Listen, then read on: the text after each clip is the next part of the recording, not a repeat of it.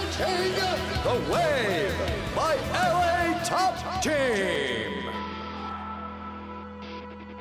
Hello, everybody. Thank you for tuning in to another episode of A Million Ways to Get It, the most interesting show in real estate. This is episode 5. It's getting to the end of winter here in Southern California, and it's really starting to show. Weather's starting to heat up. That being said, I did just get back from Mammoth, where the snow is unbelievable. For anyone out there who skis and snowboards, Mammoth right now apparently has some of the best snow in the country, and it definitely seemed like it when I was up there. It was amazing. So it was nice to get up and ski, and it's also nice to see that the weather's heating up here, because with the weather, also the market does heat up. So I'm excited about that. I'm excited to bring you another episode. And yeah, just a quick recap from the last one. Our last guest was Marshall Jones. It was great to have Marshall on, talk to him about what's been going on since ball, and hear a little from him. His wish I knew then, or what he wished he knew when he started real estate, was that it's feast or famine. And when you make that decision and you make that leap to, go into real estate, which isn't a guaranteed paycheck, make sure that you have some way to make money or enough money to bridge you over until you get that paycheck. And that could be 6-8 months, because depending on how fast you can get going and up and running and what your network looks like, it's going to vary. So Marshall's thing that he wished he knew was that bridge could be longer than you expect. And that kind of happened with me too. I didn't get a deal for a long time when I decided to get into real estate. And the only thing that kind of kept me afloat was having notary checks coming in that were like $150, $200, like 1, maybe 2 a week. So that was really the only thing that kept me afloat. So that kind of hit home when he talked about that. My biggest takeaway from the interview that I had with Marshall was that you can basically do whatever you want in the real estate industry. You can hop around as he did, as long as you have the proper connections in place and the proper work ethic. For instance, he was in residential and then went to commercial, and he was selling residential. Now he's leasing commercial, completely opposite ends of the real estate spectrum, but he's been able to have success in both. So it just showed me that you can be successful in, any avenue of real estate that you choose, as long as you have, like I said, the connections and the work ethic to back it up. Enough about what I thought about Marshall. I'm more curious about what you guys thought about Marshall and any other guests that we did have on the show or that you may have listened to. If you have any suggestions for us at the show or any questions that we didn't address, please send us an email, info@millionwayspodcast.com. This week, the tool that I can't do without is Todoist, Todoist. It's a productivity app. You can find it in the iTunes App Store and probably the Google Play Store as well. It's awesome. It goes across all platforms, iOS, Windows, Mac operating system, everything. It's awesome. And what it is it basically helps you categorize your projects. And you can put different projects in different aspects of your life. It's a fully customizable to-do list that you can also incorporate dates and reminders into. You can put tags, you can put, basically the options are endless with what you can do with this app. It does cost. The free capabilities are awesome. The only reason I pay is because it's so cheap. It's $2 a month for a year. I think it's $23, and I immediately use the pro features. I don't remember what they are off the top of my head, but I remember there was like a sync feature that I absolutely needed that caused me to go pro, but I haven't had one regret about it. I'm very happy I did, because it's an app that I use every single day on my phone, my computer, everywhere. So check them out. It might work for you. It might not. I completely switched my to-do list app from Simple Note to Todoist when I gave it a shot for a week, and I really liked it. So check them out, Todoist, in the App Store or online. Also, don't forget the contest that we got going on right now. Make sure that you get in while you still can. This is the last week of the contest. We have had a lot of entries, and we're super excited to get this drawing going in about 5 days. So if you're hearing this recording on the date it was released, make sure that you go and enter on our website to win that free audio recording gear. You can do what I'm doing. You can do whatever you want with it, but you can't do anything with it if you don't enter. So make sure you go to our website, millionwayspodcast.com, and address the pop-up, enter your information, and you'll be sent instructions on how to sign up to be giving away close to $200 worth of audio recording gear. If you're listening on iTunes, SoundCloud, make sure to just click a 5-star, click thumbs up, whatever it is that gives positive feedback to the show and the platform, so they know that you're listening, and we know that you're listening, and we know that you like it. It helps other people find our content, and like I said, it helps us know what we're doing right and wrong. So if it's not too much trouble and you like the show, please take a second, go through, and give us that thumbs up, 5-star positive review. It really does help out. The best place to find all of our content is going to be our website. We update that weekly with full shows, show segments, videos, social media stuff. That's basically our content hub. So you got to make sure you check that out. If you have any questions or you want to hear replays or you just want to get on our mailing list, check out our website, millionwayspodcast.com. If you're on social media, you can find us on any of the social media outlets. Just search Real Estate Podcast and we'll come right up. Our podcast cover is also our social media images, so shouldn't be too hard to find. This episode, the expert we bring you isn't so much a real estate expert, although if they chose that line of work, they definitely could be. They are three guys who I know from football who are now gym owners who have had a ton of real estate experience in the last year, all moving from different parts of the country and figuring out a commercial lease with a lot of zoning intricacies. So these guys got quite the real estate experience over the last year. I wanted to talk to them about that and also their brand new venture, which you guys are going to hear a ton about. These guys are super inspiring guys. That's why I wanted to stop by, talk to them, and basically hear it from their mouth right when I feel the energy is getting ready to explode. I think it's a special time for a lot of businesses and people when that's about to happen. So I wanted to step into their realm and be in that energy and see what it was like. That being said, I physically stepped into their realm. I went to the gym. I was there. It was awesome. I love being mobile with my podcast and showing up on site. I love being in people's atmosphere because it allows me to feel kind of their energy and it allows them to feel more comfortable. So that's what I did here. I went out to their brand new gym, which is halfway done being constructed. So you'll hear some echoing, you'll hear some cars driving by. As I was out and about, I've only got 3 mics and there was 4 people there. So we've got a speakerphone dialing in.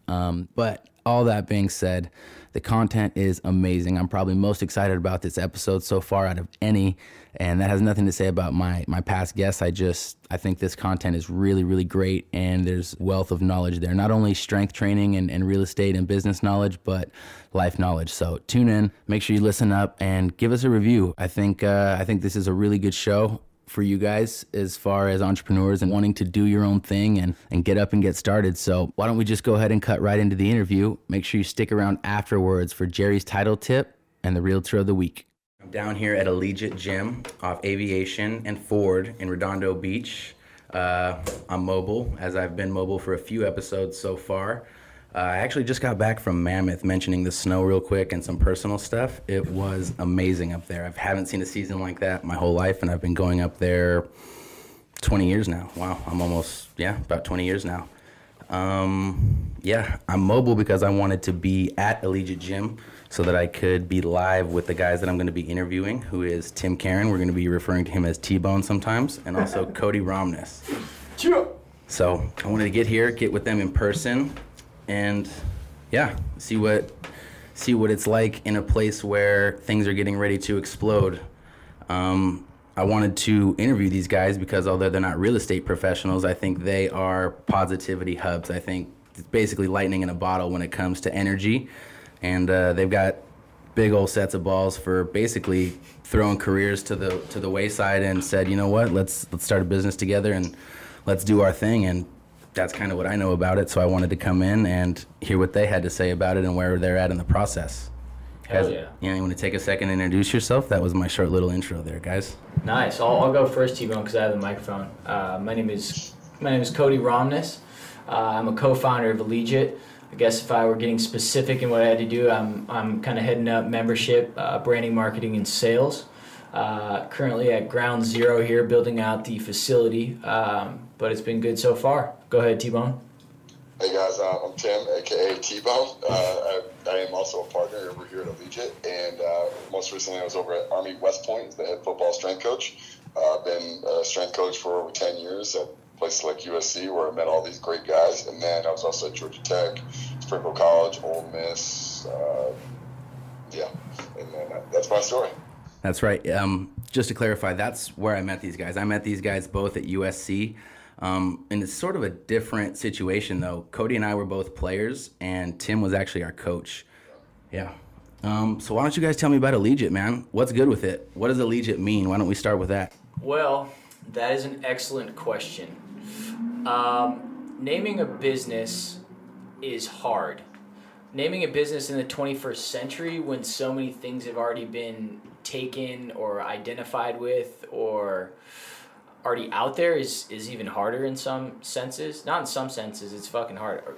Should I not cuss? No. You can say whatever the hell you want, Okay. brother. Free country. Free country, podcast, no rules. It's hard, man. So, the shorter story of it is we have this really badass concept of high-end, high-quality training with a coach like T-Bone with the backbone of experience that he has. We have a really nice facility, and we have the kind of this X factor, which is the environment, the energy, and that thing that you get if you've either played athletics, training, with your team, or just kind of being in the moment. So we needed something that captured all of that in a simple, iconic way that was also big enough to match our aspirations of what we think that this company could be, right? We're not trying to launch one, mom and pop gym just in Redondo Beach. We have bigger aspirations of really doing something bigger. Of course, we have to start at one place and build from there. But anyways, we wanted to give our name a chance at being big enough to identify with all the things that we were going with. So it's kind of a long-winded setup, but Allegiate, it's technically a made-up word, which is a really interesting thing because we have the responsibility to define it as a brand. It also is founded and rooted in some really good words. Things that come to mind were elite, allegiance, alliance, just a lot of cool words and collegiate. All these things that collegiate athletics that are within our brand. So we ended up slapping all those things together after about 2.5 months of a pretty intensive process of looking for the right name, and here we are. I never would have thought that was a made-up name. I thought Allegiate was just a word that I didn't know because there's so many words that I don't know. I'm like, damn, it's probably something That's good. Something awesome. Yeah. Well, I think the biggest thing to add to that too, Cody Ryan, would be Cody went in the back in our weight room and made it past the scream test. So if you go back there and you scream Allegiate at the top of your lungs, it still sounds as good if just talking at normal tone, which might be one of the most important beta tests on a name. I'm gonna have to give that a shot. Well, it is. Do that with anything. I mean, it is true. It's like, hey, does it hold up when you're screaming it? And that might sound a little primal and kind of weird, but hey, when you're breaking down a chant, or like if it can sound great at a high decibel level, like can it sound good at a low decibel level? And now you start adding all those sorts of things together. And if you find one that holds up across the board, you give your company a chance of like working in all different environments. Now, let's give a little background to that. Cody is not just spewing out of his ass here. He actually comes from an industry where sound was probably the most vital part of what he did. He studied sound, he studied music at USC, and from there, before he dropped everything and basically started a gym, the most badass gym, he was in the music industry, so he's not just talking shit here. Why don't you give a little bit of background on that, Cody? Yeah. I mean, I had a band in high school, and as the story goes, that's where I got bit by the bug. I went to SC and got really involved in the production side of things, which, in short, it's taking sounds and piecing them together and using technology to be able to communicate your idea through music, right? It's a fancier way of saying it, but I think, what working in that business taught me is perception. How things look, how things sound is very important, not only to your business, but to the success of your company. So, being able to kind of, tie off a lot of those, lessons and like where that comes from has been helpful, I think, so far in terms of some of the creative decisions that we're making at Allegiate. And yeah, man, I mean, I had like an apprenticeship, an internship. Well, it was a paid gig in the music biz with the manager of a rock band called Incubus. For some podcast fans out there might know of that band. Great rock band. Brandon Boyd. Boyd. Yeah. Really talented group, and shout out to Steve Rennie, who was my mentor and their manager for a long time. Anyways, but everybody kind of defaults back to what they know. So that's the world that I've come from right now, and I think it's helped in some twisted way here. I think hearing you say that, it makes sense why a lot of celebrities change their name, because sound is important. Everything's important, and it's how you're perceived. Exactly. Hey, Tim, why don't you tell us your theory of the Allegiate Gym? What your guys' theory is going to be in your approach to strength training, and how it's going to be a little bit different. The most important aspect is we're going to do it in a group environment.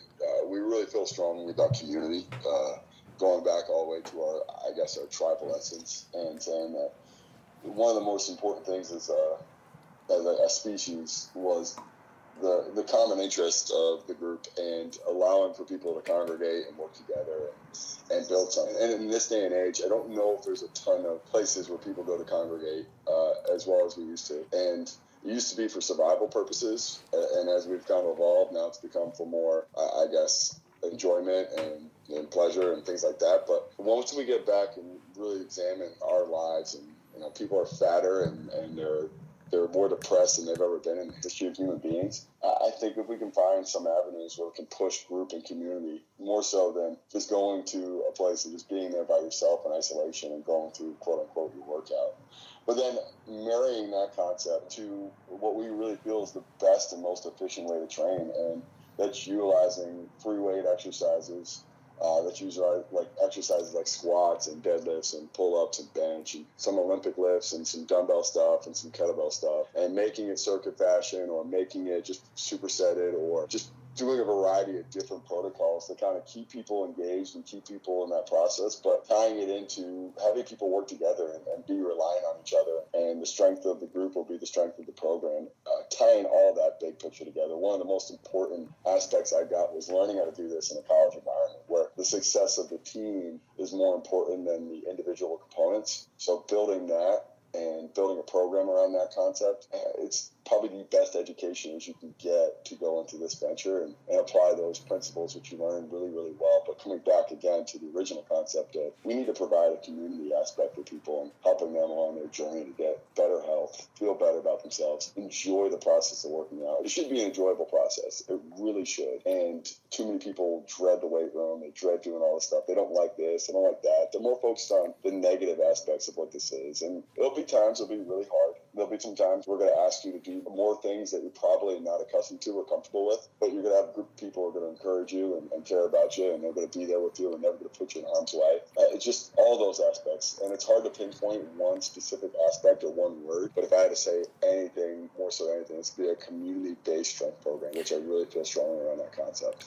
That's super interesting because I think that's something that me and Cody take for granted, really, because we've both been parts of teams our whole life and been in an atmosphere and understand that the people you're around can really raise your level. So I think that's super interesting because a lot of people that you're going to be targeting may have never had that mental edge or felt that push, a legitimate push from the people that you're training with. So it's awesome that you guys aren't only trying to help physically, but you're also creating an atmosphere where people are able to thrive mentally and understand, hey, this is teamwork. We're tribal people. We used to be nomadic tribes. There's a certain comfort in that, and you're kind of tickling that with doing the group setting and all of that. I think that is unbelievable. Why don't you guys tell me what members make up your team? Obviously, we're here with Cody, and we're here with Tim. Tim obviously is the strength side of it. He is a strength savant, for lack of a better term. It's a pretty good term, actually. Yeah.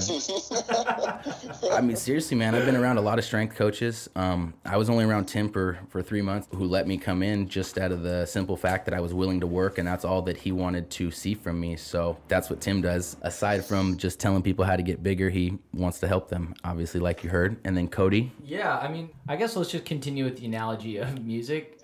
When you're in a band, somebody plays guitar, somebody sings, and somebody plays drums, and there's a bassist, right? And together, when everybody's dialed in and owning their own respective instrument, you hit on something really special. When people aren't owning their own thing, you can kind of piece it together. I guess where I'm trying to go with this is like, we have people. T-Bone's really good at strength. Our other partner, Steve, is the lead financial backing of this, but he's also good with surprise finances and real estate and contract negotiation, which his background in private equity and investment banking lended himself to that. And then me, with having worked in marketing and sales and up there in Silicon Valley or San Francisco, and trying everything I can do to sign people up to a platform. It's places that Tim might not have experience in, or Steve doesn't, but collectively as a band or as a whole, we're firing on a lot better cylinders than we would just be doing on our own. Mm-hmm. And, you know, go ahead, T-Bone, you can correct me if I'm wrong, but like, to me, it's a comforting thing, having really strong partners in specific areas, that I think it really takes that if you want to get a business over the hill in today's, you know, day and age. But, you know, time will tell. No, I think it's a good analogy. And the thing would be is we're collectively stronger as a unit than we were as individuals. Like, this is like, I mean, the strength coaches break off and open up gyms all the time. And I don't know, I just had a really good conversation with a coach, and he's like, what's the biggest thing you're learning? Is how much I told him point blank, is how much I don't know about business and marketing. And that's a good thing, because quite frankly, if I ever did want to do this on my own, I would be not nearly to the level I should have been. And it's great to have a great strength program. It's bad to have a great strength program that no one knows about or even understands. And that's where I think Cody and Steve have been just instrumental and just so far the process of putting something out there where people actually can understand and follow and actually maybe give it a fair shot, as opposed to me just maybe being high on my perch and like, I have the best strength program in the world, et cetera, yada, yada, yada, but no one cares and no one even wants to know about it because I just have no idea how to put it out there to the world in an appropriate way. Now, let me give a little background on what you're talking about, because I'm sure we've got listeners out there that are saying, well, Tim, you've got like an unbelievable theory. You're going to be able to fill the gym. Let me explain something to everybody. Southern California is the Shark Tank for strength and conditioning. There's a lot of pretty people out here who have a lot of money, and they use it on their image and well-being, which is why I'd call Southern California basically the hotbed for strength and conditioning. If you're an athlete, it's great. It's a hotbed. There's all kind of gyms everywhere and tons of resources down here. Unfortunately, if you're a gym, it's a Shark Tank. Let me tell you, these guys have been through some fire though, so they are prepared. And basically, as they said, they're three-headed monster that is Allegiate Gym, between Cody doing business development, between Tim doing the strength and conditioning side, and between Steve Blackhart doing all the finances and paperwork, contracts and stuff like that. They feel that they're ready to jump into that tank and come out swimming, you know what I mean? And I think that's a good way to approach it too. And basically they said if it wasn't a team effort and they weren't focusing on their own individual strengths, there would not be a way to make it out of that.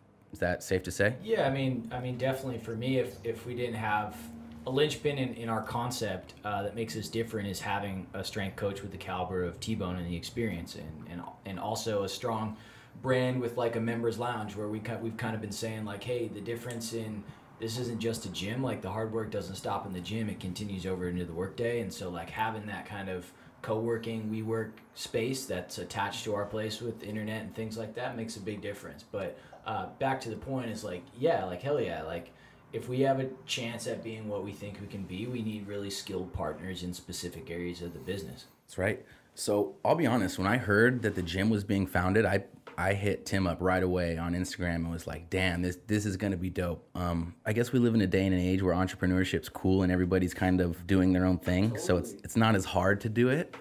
And a lot of our friends have gone off and done their own thing. Some been successful, a lot not been successful. But this is a venture that I heard about and was initially just really excited because it seemed natural. And I was wondering, I was like, how the fuck did they pull together all those parts? Because I know in college you and Steve weren't that close. And I know it was a coach-player relationship with Tim. Obviously, he was really awesome in helping everybody get ready for pro day and everything. So you guys had a special relationship. But a lot of people start business ventures, and I don't really want to interview them for my podcast, except this one. I had a huge desire to do so because I think it's really about to blow and I wanted to hear it from their mouth. So why don't you guys tell me about how the hell this came about? Where did the idea come from?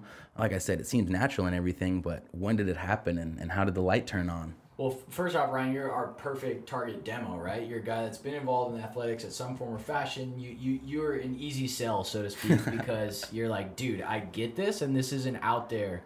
You know, there's a CrossFit or there's other things that are close, but having, as I've been kind of saying, tasted the nectar of the sweet expert strength and conditioning at a big university, you know the difference, right? So Correct. It's like that's good to hear. But I guess, for how it started, Steve contacted me, probably maybe a year ago, maybe a year and a half ago. Actually, with when I scroll through my iMessages, I still have like the first text. And he's like, hey, did you get that deck I sent you? And I was like, actually, I'm on my way to Burning Man right now. Like, I'm not going to pay any attention to that. And he was like, okay, like hit me up after. Like, I hope you come home alive. And you're balls deep in the music industry at this point. Yeah, exactly. Going to Burning Man, Coachella. Exactly. I was up in San Francisco. I was signing artists and bands to this platform called Patreon. Was really happy, was doing that. And we kind of, kept toying with this idea, and Steve was like, look, like, I got a couple deals. I think we're going to have the money to invest in this idea. And we kind of kept talking about it. I was like, okay, great. Like, frankly, and I tell Steve this too, I was like, I wasn't sure if he was going to have the money to do it or not. Flash forward probably about 8 months, he called me again. He's like, hey, look, I got the money to do this. What do you think? And I was like, well, timing and lighting is everything. Where my situation had changed at Patreon, where they weren't hiring more people on their sales team and they weren't focused on music. So I was planning my exit, and I was either going to leave the company or the company was going to leave me. So timing and lighting happened. I banged around up there in San Francisco looking at different sales gigs, and frankly, I was like, dude, fuck this. Like, none of this shit is something that I would love to do. And I'll never forget, I was sitting right on the bay in San Francisco, and I was talking to T-Bone, and we were kind of just bouncing different ideas off of each other. And he was kind of thinking about betting on himself and taking the expert knowledge that he had acquired and turning it into something. And go ahead, T-Bone, that's kind of your segue. Yeah, it was kind of really, the timing, everything's kind of, in hindsight, timing is always amazing. But, like, Cody called and essentially just started talking about it, and as luck would have it, I was literally going through the process of what would it do to start a gym and like just to start this process. My biggest thing is I talk a big talk. I walk around telling people how good I am a lot, and I'm not afraid to tell people that, and I'm very confident in that. But when you do that, you got to back it up, and you got to back it up at a big time level, which, in a way, I think it pushes you to be the best you can possibly be, because you told people how good you are, and now you actually got to show them. And I think there's a lot of part in college strength and conditioning where, like, we're at USC. Like, I tell people all the time, it didn't really take much of a strength coach to make Marquise Lee all that fast, or make Matt Khalil really big and strong. Like, he was 6'6", 300 pounds, and he walked through the doors. It wasn't instrumental that Tim Caron or Aaron Osmus were there, but maybe it took a little different perspective of, like, getting them dialed in mentally and focused and all that stuff. Those are part of it. But it's easy to say how good you are when you have really, really talented people going through your doors and doing your program. The harder thing is going out there in the world and applying the things that you really think work at a high level to general pop and people who don't have the same genetic traits. And when Cody called and we went through that whole process, my mindset was there. Like, I believe in what we do at a level that I can't even explain, because I've seen it work so well, and I've seen it just makes so many people's lives just better. And not just from getting stronger or looking better, but just literally better. I see people more confident. I see people who didn't have any faith in weight training make it the most important thing in their life. And I'm like, well, this should be applied to the world. The world needs to be exposed to this and do this and see it at the right light and see it at the right level. And talking the big talk that I talk, is I need to go out there and venture out and actually try and put myself on that ledge and see if people actually really like it and accept it.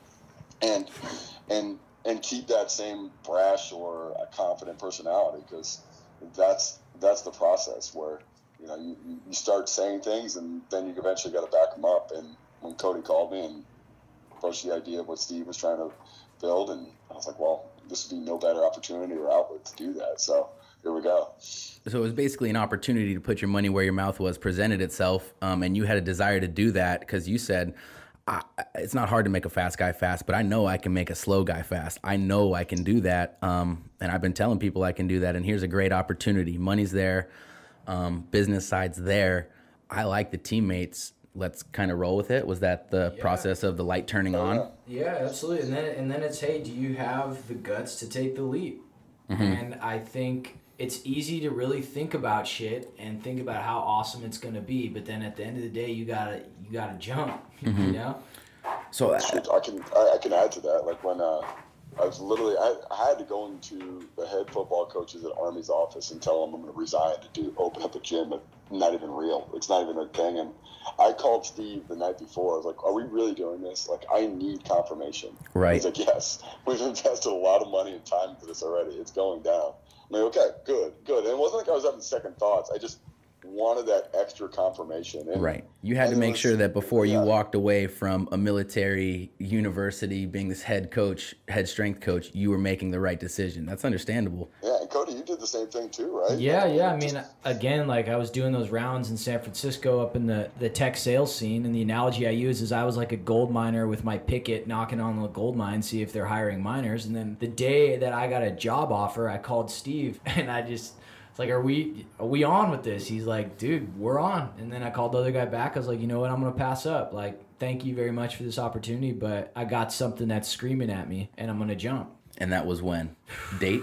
Maybe that was, 6 months ago now. Okay, so end of 16? Yeah. Okay. Yep. So what was the motivation to actually do that? Because everybody has that feeling, I want to do whatever it is, XYZ. Totally. Yours is open gym, whatever that XYZ is. It wasn't even like open gym. Like for me, it was like, hey, I want to own my own business, and I want to run my own business at some form or fashion. And I always imagine myself doing that. But it's one thing to imagine it. It's another thing to be here. You're here, Ryan, in ground zero with construction behind schedule, and your ass is totally on the line, right? Oh, yeah. Like that's when you're living. Yeah, exactly. That's when you're living. But it's there's so many amazing like elements on, along with that, and yeah, like feeling like you're living and having a concept and seeing it all the way through to creation, and then being the guys, knock on wood, that were the founders of the company that really turns into something. But hey, you can't be that dude or that gal if you're not gonna put your ass on the line and jump, and you're gonna sit through these hard parts in it, and that's where we're at right now. But you got to go through that if you want to get to that place where you think you can be. So it was the motivation to be boss, not worker, that's really propelled you over the edge, you'd say. Yeah, and it's like own boss, obviously. Yeah, I think it's. I'll let T-Bone hop in after that. I think for me, it's more of like I think we can build something and make something more special if we and get to where I think we can get faster on our own than continuing to work to build some other guy's dream or some other gal's dream and collecting a paycheck. So it's a short-term sacrifice for a potential much bigger long-term payoff. And I think, I'm not speaking for everybody, but I think anybody that's tried to do something great, that thought will resonate with is, hey, I'm down to put in the time right now because you guys may not see it, but we're going to make it, and we got a big-time vision, Basically, it sounds like, the motivation is very clear from both of your guys' point. I guess a question is straight up, if the team wasn't there, the final push would not have been there, huh? It would have been tickled. That desire to maybe go out on your own would have been tickled, but if the team and the timing wasn't right, that window might have closed and that opportunity might have passed. Is that right? Oh, yeah. I wouldn't have. I was making six figures. My job's posted on USA Today. Like, I would have walked away from a six-figure job if I didn't believe in Steve and Cody as much as I do. Right. Now, I think a lot of people don't have an idea of how sought after the job that you walked away from was, which I think needs to be said because it really explains how much faith you have in yourself. So just real quick, there's 117 Division I programs in the country, and there is tens of thousands of people who want to be involved in the strength side of those programs. Tim was the head coach at Army at West Point of strength and conditioning. Now that's, everybody knows you think about discipline, you think about the military, you think about strength and conditioning, you think about discipline. He was basically the best in his field at what he did. And if you think about that and you think about walking away from that and what kind of guts that takes, that'll kind of paint a little bit of a better picture of what kind of guy Tim really is. So, damn, that took some balls, guys. Some good timing. I'm happy that Steve kind of called you. That seemed like what started opening Pandora's box and then kind of got your interest going. And then it was just perfect because of the relationship you had with Tim that said, you know what, dude, the pieces are there. Let's go. So. Right, and the pieces are there, and there's a lot of amazing things that we're trying to turn this into, but also if we hit, we're going to have a bigger financial payoff than we could have in anything else that we could do, and that's not the main reason that we're doing it, right? But it's one of the reasons that we're doing it. It's a great motivator, that's for sure.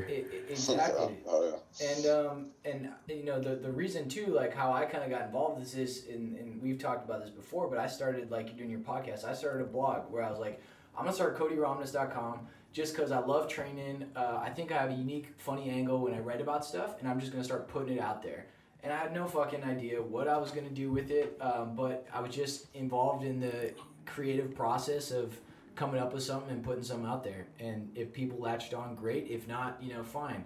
And every, new subscriber that joined CodyRomness.com, it was just a cool little thing because you're putting something out there that you dig and other people are landing on it. And Steve Blackhart and, T-Bone saw that at one point in time, and then that kind of started to define this voice, this tone, this brand, this angle of like what would make us different. It's been an interesting lesson, to actually have like happen in your life, because you hear people say all the time, well, just put something out, you never know what's going to happen, right? And so even if this didn't quote succeed in this sense that we wanted to happen, it's like the lesson of putting something out and having it hit to the point where now our ass is on the line, on a lease, on a building, naming a company, working with partners, talking about equity, like all these sorts of things happen from putting out a blog. It's like, shit, man, that's cool. Man, and I remember that. I remember when you first started, it was years ago, and nobody was doing, fitness blogs, and nobody was really doing that. And your angle was funny because it wasn't, I eat 1,600 calories and I lift this and this and that. He's like, no, man, I woke up at 6, I lifted 500 pounds, and then I showered and I'm rolling to work with my window down. Right. Like a dude who woke up at 6, lifted 500 pounds, and then is going to go close deals. Like that to me, I was like, damn, this dude is onto something. Like, I like it. You know what I mean? He's acting like a normal person, doing what he does, woke up and said, hey, I did some primal shit. I did 6 sets of squats. What's good? And then I just ate a big fucking meal, and I'm going to go to work. What's happening? And my day is going to be more effective and more energetic and better because of those decisions, right? And I remember that, dude. Yeah, so that's dope. Crazy that kind of turned into this. So that's Allegiate. That, gives you guys a good idea of the members that make up the team. I wish Steve was able to be here. I really would have liked to caught up with him, but maybe we'll do a round 2. Are you guys okay with talking a little bit about strength and conditioning world right now? Our listeners may not be interested, but to be honest, I am. You guys are super knowledgeable, and I want to kind of get your take on the world of strength and conditioning right now, all of the gimmicks that are out there. I just want to hear what you guys kind of think is good, what's bad, something that you think may stick around, and some things that you think may die out. CrossFit, foot strength, movement training, flow training, like the slingshot powerlift sort of dudes, yoga. Like, yeah, dude, there's a whole lot of motherfucking gimmicks out there, you know what I mean? So what do you guys think right now is some of the hot stuff that's really helping people out? Is it kettlebells? Or Tim, let's hear from you. So the best way to describe this would be systems versus methods, right? Where each one of the things you kind of described were methods, and they all have a place as long as it's tied into your system. So when you look at it, a system should be predicated off what's the goal. Like, all right, I want to become this, and whatever that outcome is. And then you just use and plug and play a lot of the methods, right? Where, for like a kettlebell could mean 100 different things for 100 different people. And what we want to use is that method that's in line with the system that we could do. So for our goal is we want to build athletic strength and fitness, and that's a pretty broad and loose term, but hopefully it creates an image of an athletic guy, maybe played some sports, still in good shape, capable of doing a lot of activities, swimming, surfing, etc. And we want to use the tools that's going to get that accomplished. And we'll use all of them, but we'll just use them in the right order, the right sequence. So getting a little bit more specific, like we're going to use barbell movements, and we're going to use Olympic lifts and strength stuff. And we're going to use different periodization schemes, like building muscle through what we call an accumulation phase. We'll follow it up by using intensification phase, by dropping the reps, increasing the weight, so we can get more motor units, more muscle fibers activated. So when we go back to building muscle, we'll have more friends at the party, so we can build more and more. And we just keep playing off each other. But the best way to come back to it is just, okay, what's the right method for what your ultimate goal is? And that should tie into what your system predicated off of. So basically, none of them are bad. They just all help you reach goals in different ways, some better than others, depending on what the goal is. And the goal being athletic strength and fitness. Yep. Right. The goal being that you're going to take from all of those. Obviously, powerlifting does the barbell movement and stuff like that. You're going to do a lot of movement stuff, I'd imagine, single leg stuff for balance and everything like that. Cool. But you mentioned slingshot, and that would be a really good example. So Mark Bell's the creator of that. He's obviously a world-renowned powerlifter. He created the tool that was built for powerlifters, right? Where the lockout and the bench press is the critical part for most high level bench pressers, right? Where these guys are benching 7, 8, some guys up to 900 to 1,000 pounds.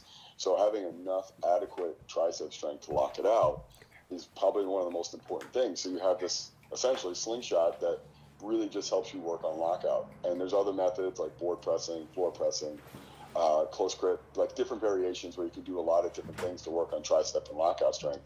But he found a tool that's specific to that. But then again, like I have a slingshot, and I think it's a great tool to use for some rep out stuff. I've done it with combine guys. I've done it with a lot of different areas where it creates just a whole different stimulus, which is awesome. And plus, it's a cool thing to put a little bit of overload on your hands, and maybe bench 105%, and just to feel it, so you can get that in there and build some confidence. It's just, does it tie into your overall goal, which is the big question. Mm-hmm.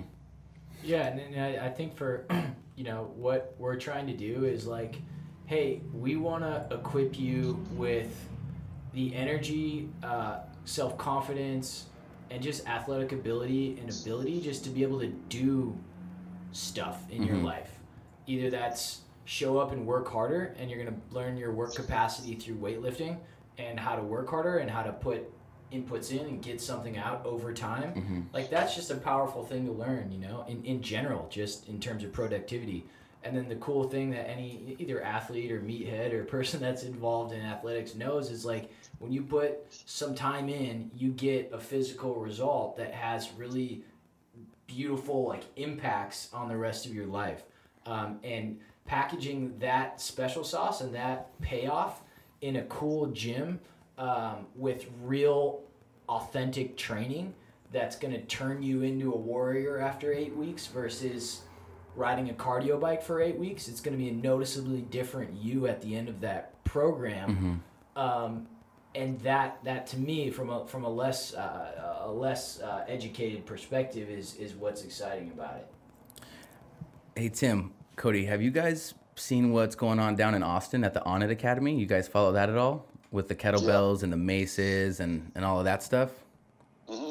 Man, that stuff has been interesting to me lately. I have a couple of Indian clubs from them, and then I have one of their maces. They're fantastic tools, like really are.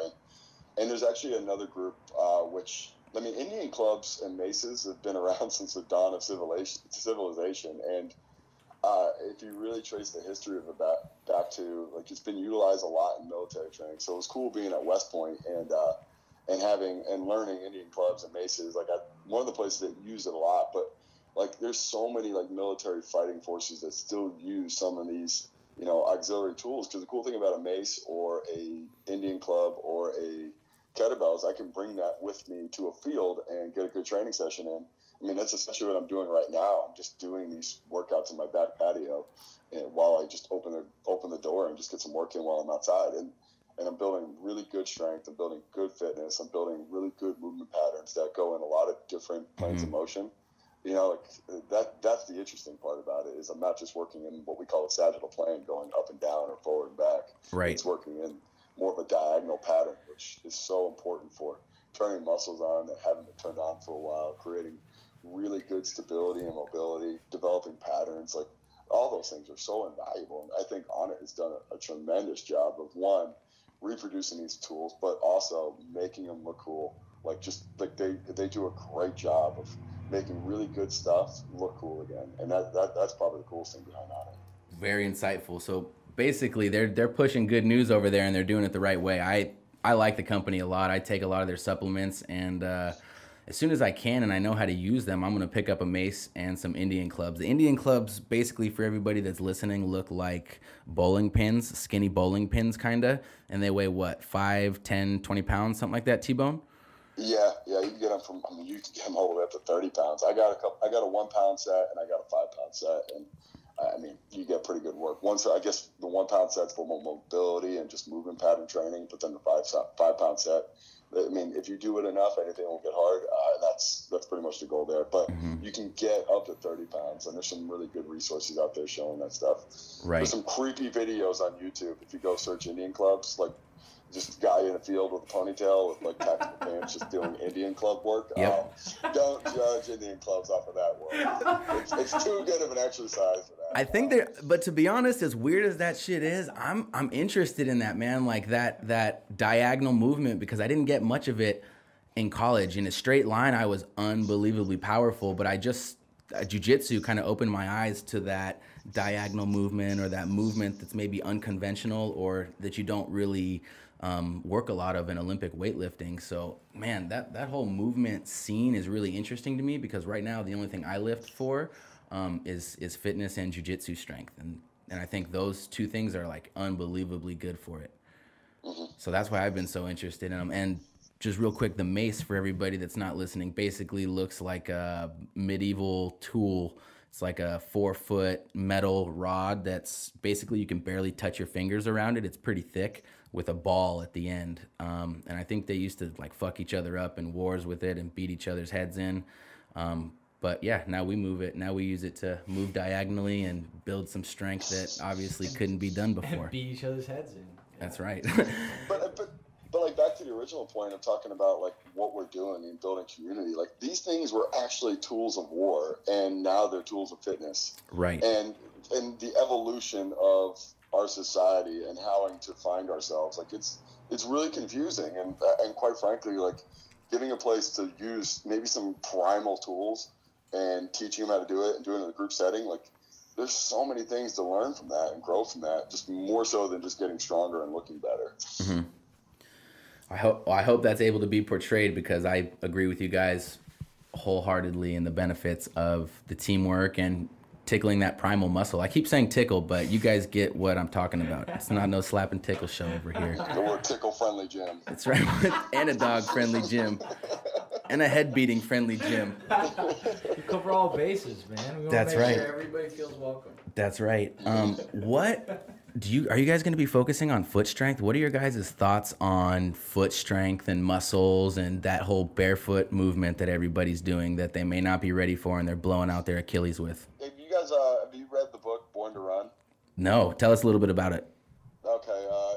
The author is, I'm so bad with authors, but McDougall's his last name. He wrote a book, basically loves to run, and it was a shit show. His body was breaking down, but he just loved to run, and he started doing some history on it, and then he started finding some more, I guess, not touched by civilization tribes, and like one being in Mexico, some being in Africa, and majority of them do it barefoot. Like there are actually marathoners who come over here from, whether it's Africa or from Mexico or South America, and like do them barefoot. And this whole process of like these guys have been barefoot their whole life. Like they didn't take shoes away. Mm-hmm. They train their body without footwear, and their feet are basically like they're absolutely adapted to running barefoot all the time and walking barefoot. Mm-hmm. And when I guess the craze of barefoot running came in, it was really adapted to footwear, and maybe we went a little too full tilt at it, and that's when you saw things like Achilles tears or plantar fascia tears or shin splints, etc. But the big thing behind it is from a primal motor pattern standpoint, like you didn't come out of the womb with footwear. You came out barefoot, and you had to figure out how to move on your bare feet. Mm-hmm.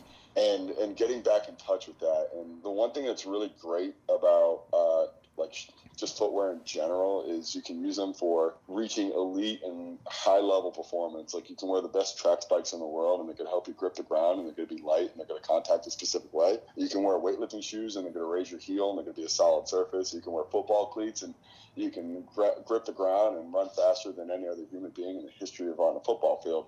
But the same basic thing comes back to it is, do you need that specific footwear for general tasks? And probably the answer to that is no. And doing as much as you can within reason and within a plan, going back to a system and method, to do barefoot again and saying, okay, can I warm up barefoot? Like there's some movements here that it's going to be low amplitude, low speeds. I can develop some proprioceptive input into my foot and strengthen that foot and get some things rewired the proper way. And maybe I get a little different pelvic position because my foot's flat on the ground, or maybe my arch strengthens and I get a little different tibial or femoral position, and my back pain starts to subside, and we build. And then over time, we have a pretty good program where I use footwear for a specific purpose. But then I do barefoot stuff to kind of strengthen and re-engage the foot in the ground and just going back to my primal motor patterns and just trying to grow from there. So the Barefoot Hype is real. is what you're saying, because that's Oh, how we were absolutely. born. Honestly, like, and there's two parts to this. One, there's two nervous systems primarily working all the time: sympathetic and parasympathetic. Sympathetic's fight or flight, and then parasympathetic's rest or digest. One of the best ways to get involved with parasympathetic tone. There's very limited things in our world now between cell phones, technology, just constant stress, constant stimulation, where we can actually get into a parasympathetic tone, and getting barefoot or touching skin to the ground in some capacity, like whether it's you're lying on your back or just wherever, is going to do so much to get your parasympathetic tone redialed in, and it's going to get the whole muscular system, fascial system, skeletal system in a way better aligned, prepared, and just ready to handle the rigors of the day.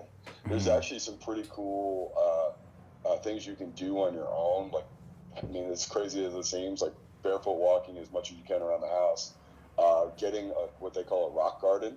If you just Google rock garden, there's some stuff you can find, and it's just basically just rocks like situated on a mat, and you walk on there and you get some different angles, and you go slow and you build it up, and you strengthen the whole foot complex, and you get some mobility in that foot, and then all of a sudden people with massive back pain trying to do everything, it just seems to go away, and it just seems to take care of itself. The body has an incredible means of self-correcting and helping itself and figuring out for himself. We're just survivors.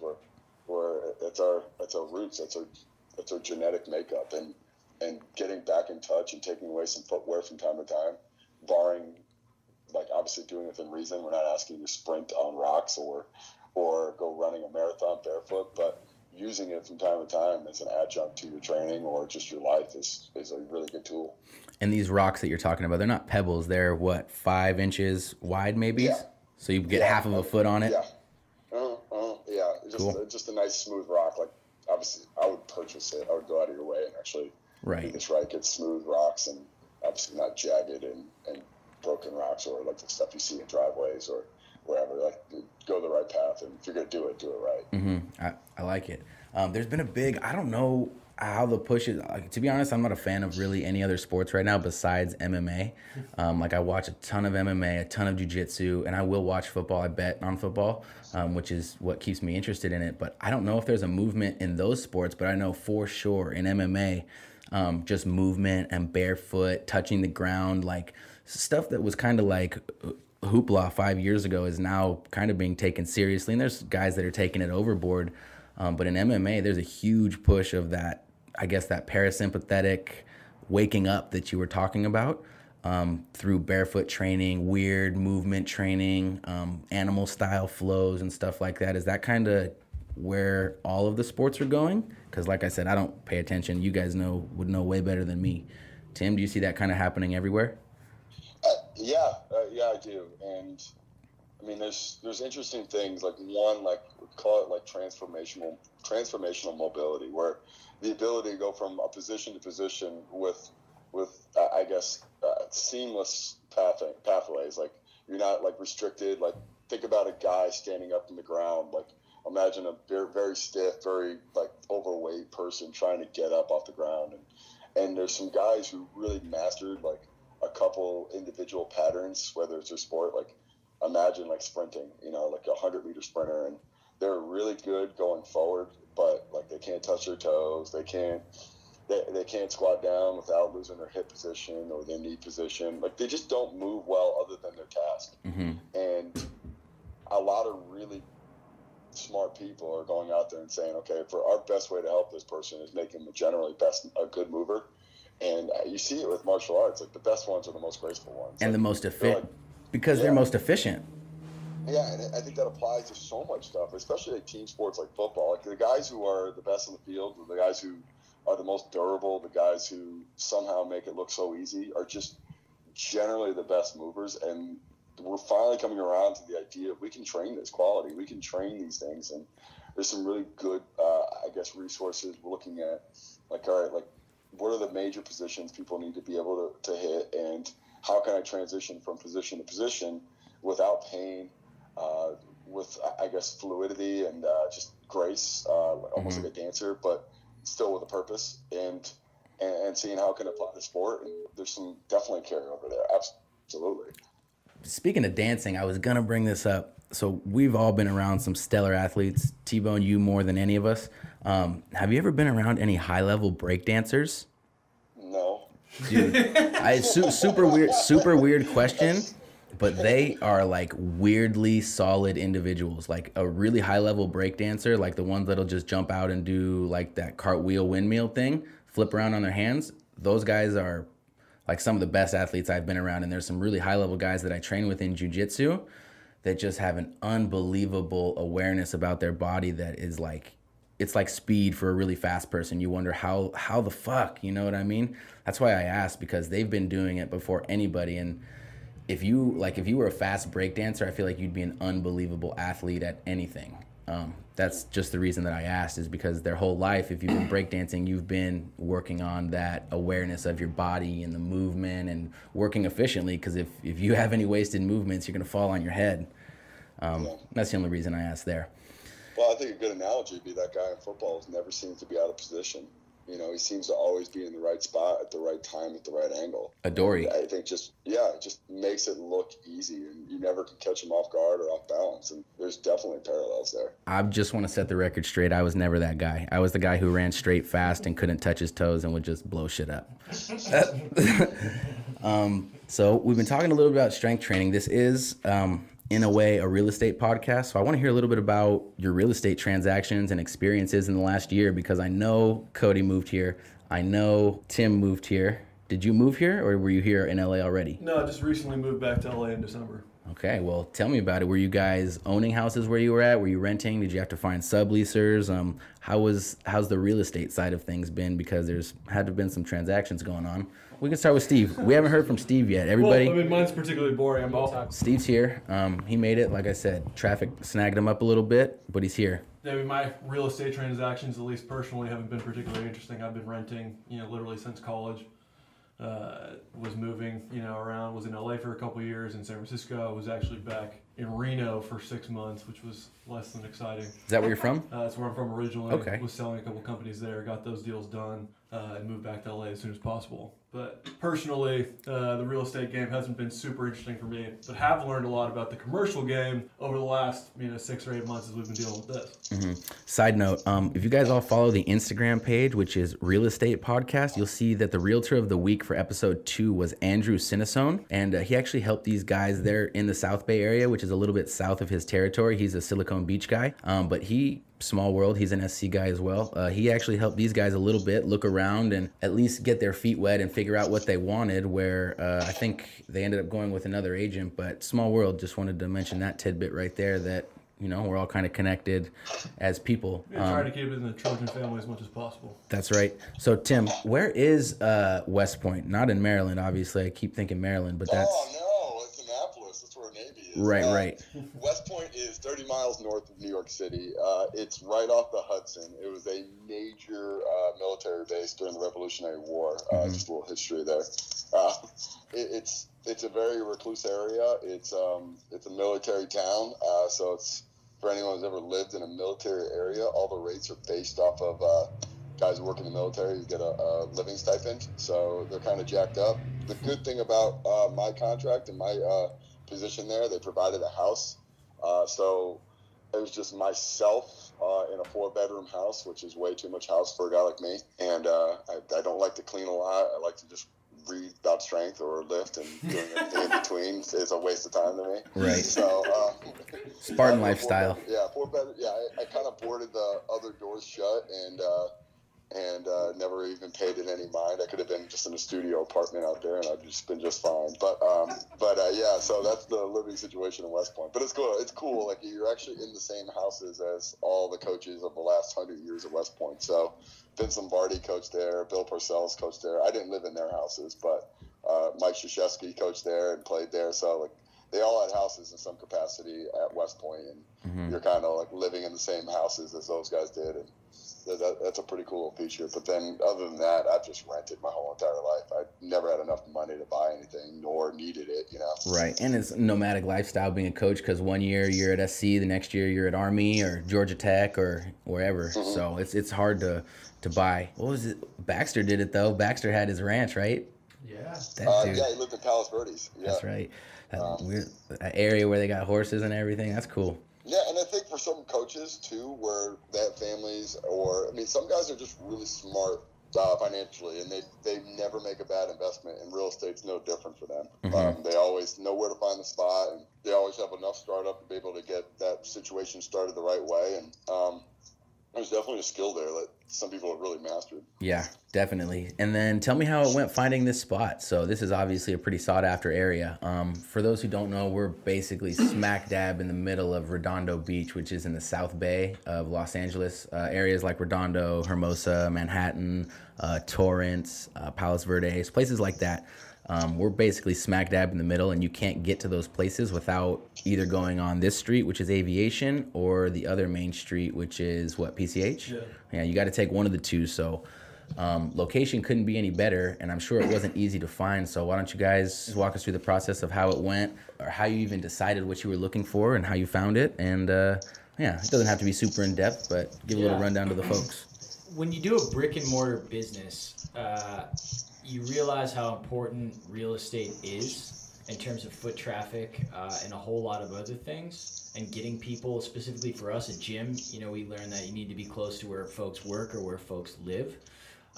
We probably looked at 25, 30 spaces all in across the greater Los Angeles area, from Santa Monica, Mar Vista, over to a couple places in downtown, you know, not to mention all the spots we looked at online as well.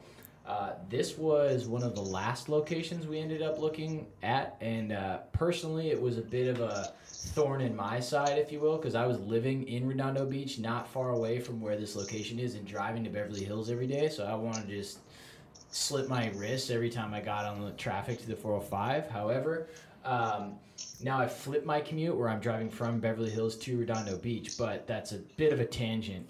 More importantly, and I'll let Steve take it from here, is that this building had a lot of things that checked the boxes for our concept, and I'll let him explain. Yeah, I mean, one of the biggest things for us is we needed a single tenant building. We needed a building where we weren't, you know, directly sharing a wall with any other tenant, because we're going to be in there dropping weights and, you know, making a hell of a lot of noise. And so it was crucial for us to have a single tenant building. One of the other huge things in Los Angeles is parking, and the city of LA requires that you have one parking spot for every 100 square feet of gym area, which is an insane requirement and almost impossible to meet with, you know, most buildings in Los Angeles. So particularly single tenant ones. So as we were looking around, we looked at a couple different, got really close on a couple spaces in that kind of West LA, Mar Vista area, and just ended up, you know, either the parking wasn't there, or we were too close to another, you know, a neighbor, too much of a residential area, whatever else it was. We just couldn't find something that was right in our wheelhouse. Started looking a little bit more actively in the South Bay, and came upon this spot, which was already a gym. So that was another big thing for us, is if you're trying to do the change of use of a building, you run into a lot of, you know, code changes, another thing that just really extends your timeline, and you can end up, you know, 9 months, 12 months just dealing with the city repeatedly and not actually getting your business up and running. And we were on a particularly tight timeline. You know, I'm heading to business school in August. T-Bone was, you know, coming up on a good time for him to leave his program. So we really need to hit the go button as fast as possible. And this building used to be a personal training gym. The guy who was running it went off to greener pastures to go do something else and, you know, retire the good life at 40 years old. So we didn't have to do a change of use on this building, didn't have to deal with the parking stuff. And that was just so huge for us. We've been able to move so much quicker because of it. I'm really glad that Steve made it in. That was a perspective we hadn't heard before.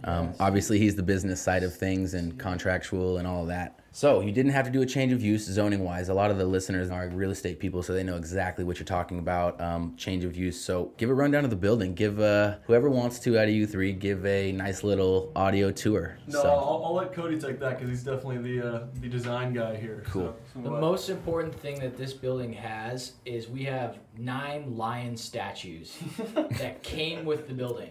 You literally walk in and you have 2 1,800-pound lions greeting you at the parking. You have another one on the way to the gym, and there's a bunch that are pinned up to the wall. Now, a bit funny, but honestly, like, it's a good segue. Like, there's a lot of character to this building. The contractors have said there's good bones, if you will. It's an old building. We have 2 buildings, and it played perfectly into our concept, where we have, again, this members lounge area in the front and then the gym area in the back. So it works really nice to be able to segregate kind of the 2 headspaces, if you will, but still keep it all under the same concept. You know, it's been a big learning lesson in terms of how you kind of bring a building out of 1920 and how important things like wall texture, ceiling heights, space, where you place things has a big impact on your brand and the initial perception that a potential member walks in and feels. So we've been learning a lot of this trial by fire, which is, you know, one of the best ways to learn. But you know, again, to me, like, it has this character and it has a story behind it, which if you put us in some brand new spanking building, we could get it done, but it doesn't quite have the same storybook that I'd say a character of, or a building with this kind of character has. Just to kind of list off some of the things going on here, it's basically an indoor-outdoor space throughout. There's 3 sliding doors to the indoor space, which includes obviously a desk and a reception area. There's going to be an athlete lounge area. For guys like me, I came into the South Bay an hour early this morning to miss traffic. I would be here doing work. They're going to have really fast internet. They're going to have a coffee bar. You guys ought to check out Tate Fletcher, Caveman Coffee. He does drop and ship kegs that are unbelievable. It's a little pricey, but it's probably the best coffee you can get. Tate Fletcher. Dude's legit. He's got his own podcast and everything. It's just not an endorsement. I don't know the guy. I think he's a cool dude and what he's doing with his coffee. They're going to have probably a whole nutrition area right there at the coffee bar as well, right? Yeah, I mean, phase 2 of our concept definitely incorporates more of those elements. I think in the beginning, it's just going to be coffee. Cool. So we can iron those things out. But yeah, I mean, if we're really dreaming here, we have a full facility where we can service all those needs that, you know, our customers would want and that frankly we would want as well. Definitely. And then when you walk through the inside to take you on the tour, there's all those sliding doors. So it's an indoor-outdoor feel. You get lots of natural light. You can walk through to the back, which is awesome. It's basically like, what, 1,600 square feet of inside space? In this front building, it's about 1,200. And then in the back room, we have about 1,800. Okay, so it's 1,800 inside. It's got exposed ceilings. So it's exposed wood beams. It looks awesome. High up ceilings, fresh paint coat, and then they have a giant garage door that leads to a about 30 by 20 yard turf field. Yeah, it's gonna have everything you need. The space does feel right. The energy here is really good, and they're midway through a flip, and it's looking bitchin'. I'll tell you guys. So when it's done, you guys got to make sure that you come by for sure. Amen. Anyone have any arguments about me switching from real estate back to real life stuff? Okay, I just had to get there for the record, you know what I mean? So let's get back to some personal stuff a little bit. Obviously, we're all super competitive. Probably, I know I can say for myself to a fault. I'm kind of toning that down as I get older, but what do you guys do? What do you guys do to all 3 of you to get the competitive muscle working now that football's done? Obviously, Tim, even though you weren't playing, you were super, super competitive in that you were competing with every other staff in the country to make sure that your players were most healthy, most, you know, the strongest, the biggest, the fastest, everything. So we're all super, super competitive guys. What do you do now that you're in the business realm to kind of keep that competitive muscle working? Mine's jiu-jitsu. I love jiu-jitsu, and it gives me a chance to get in there and blow it out, so to speak. What do you guys do? I think I can mostly compete with myself on things, and I don't want to sound arrogant on this, but like I only judge myself as a standard, which I want it to be compared to. I have this vision of what I ultimately want to be, 40 years from now, and obviously that vision kind of evolves every year or every couple of years into something slightly different, but it's just like I'm this never-ending task of reaching that like zenith that I want to be in. So every morning you wake up, you're ridden with guilt. Like, I got to read more, I got to do this more, I got to work out harder, I got to put more into the business and all these little things. But honestly, for me, it's just trying to be like a 65-year-old guy who's still banging weights and who's an expert in the field of strength conditioning and fitness and nutrition and all those things. So it's kind of vague on purpose, so I can constantly have something to strive for. Yeah, we definitely see Tim's effort and enthusiasm here at the gym. I mean, we've been waiting to get all the equipment in here because he's just walking around pace and wanting to just coach people. He's biting at the bit to just really get in here. It's funny to see him just chewing on nicotine gum and just fucking running around the space. I mean, Tim, honestly, it doesn't seem like he's the type of guy that would need much motivation, waking up at 5 a.m. to do all 4 groups of strength guys and be the last one in there. You got to definitely operate at a higher level. I think we all know somebody like that where you just go, what the fuck are you on? Like, what did you wake up on and how do you do it every day? Yeah, I guess that makes sense of why you're just in competition with yourself, because you have a very special personality. What do you guys do? So I'm still trying to scratch the itch of the glory days. I mean, I play flag football on the weekends, occasionally play some pickup basketball. I pay for it the next day, but just being incredibly sore. Mm-hmm. I feel like my hip flexors are unbelievably tight these days. I gotta get Tim to work me out a little bit more. I was just gonna say. That's really kind of my competitive scratching these days. I mean, a little bit of golf on the sides too. I mean, I'm not nearly as good as I was, so I try not to be as competitive as that as I might have been back in the day. But definitely try to get out there and hit the links whenever I can.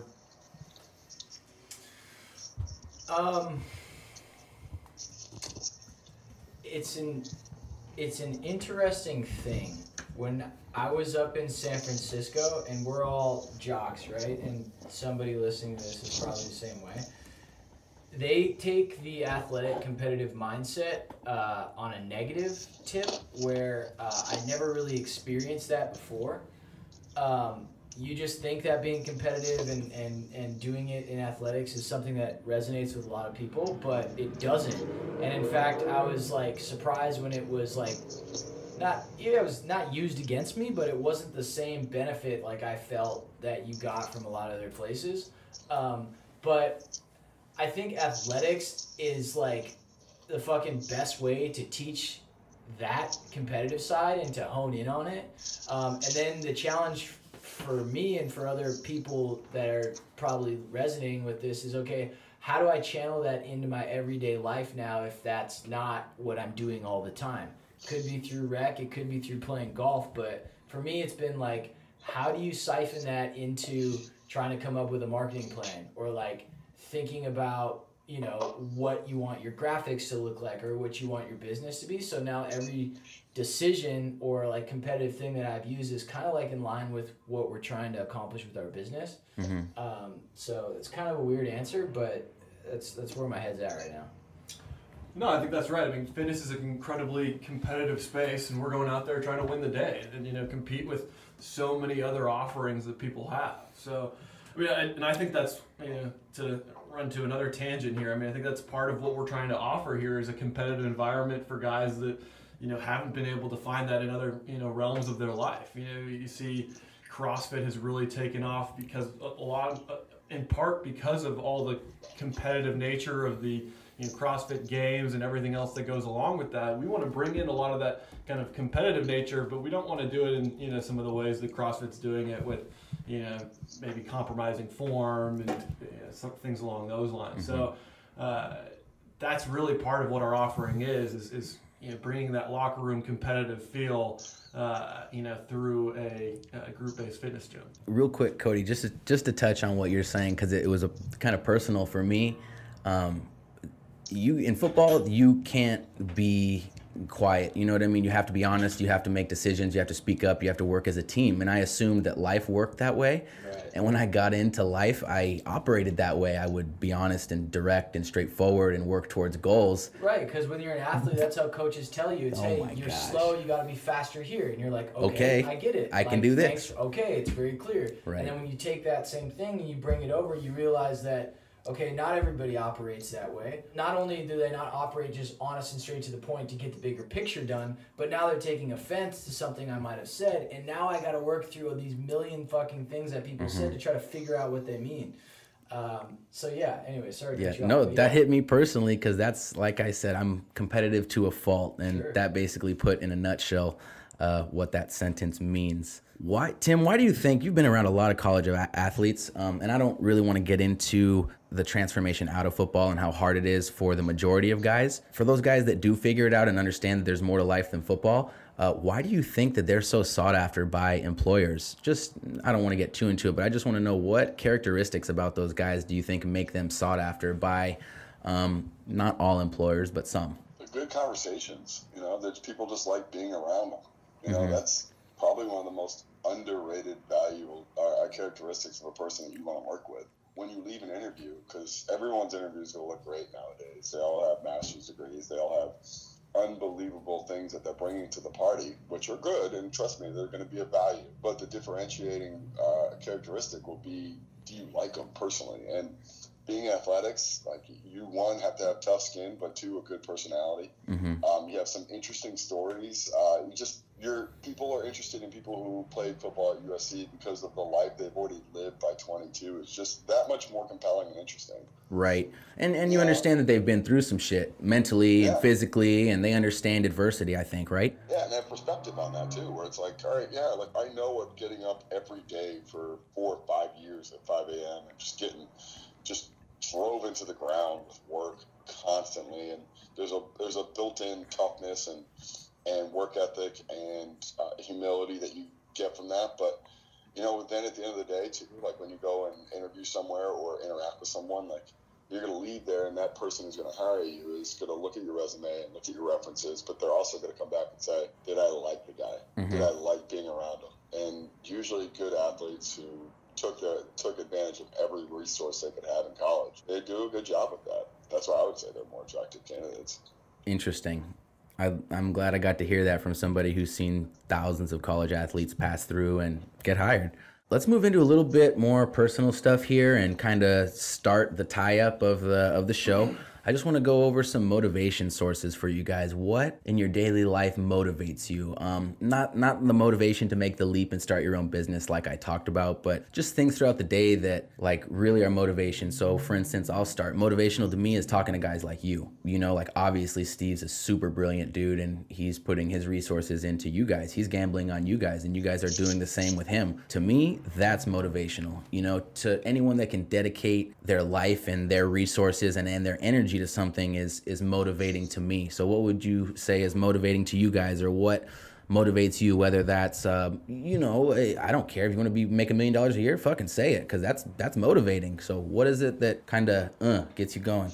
No, I mean, for me, it's, at least in the last 6 months, it's really been feeding off the energy of these two guys. We've talked a lot about the three of us in our business, the triumvirate that we've kind of put together here, and the complementary skill sets that we have, and it's really feeding off the knowledge bases that each of these guys have and their energy for the stuff that they're doing specifically, and all the different roles that we play within this business. I mean, that's what's really gotten me so excited. And when Cody and I, when we were thinking about this originally, finding the right person to be the coach, I mean, T-Bone is just absolutely 100% the perfect guy for us, and we were so stoked to be able to get him. So it's like the three of us all together really building this thing and bringing each of our own pieces to the table is just such a fucking energizing thing, for sure.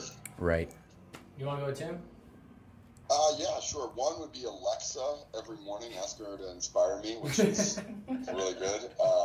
But just to piggyback off of Steve, surround yourself around really smart people and really passionate people and interesting people, and you're going to be motivated in so many more than just the ways that you can ever anticipate. Like, being around Steve, like, Steve recommended 3 books that I've never even heard of, and just going out there and reading them and just learning about it, and Cody the same thing, and listening and being engaged and actually, like, paying attention when they tell you something, because they got some really good stuff to tell you, and that's what motivates me. Like, I've done more in terms of expanding my reach of personal knowledge, like, and not being so myopic with focus of or one-dimensional. I'm just trying to get out there and see so many more things, and I'm uncomfortable, I'm anxious, I'm going through this weird gambit of emotions, and I think it's great. It's growth. It's positive. It's moving me in the right direction somewhere. So that's what motivates me.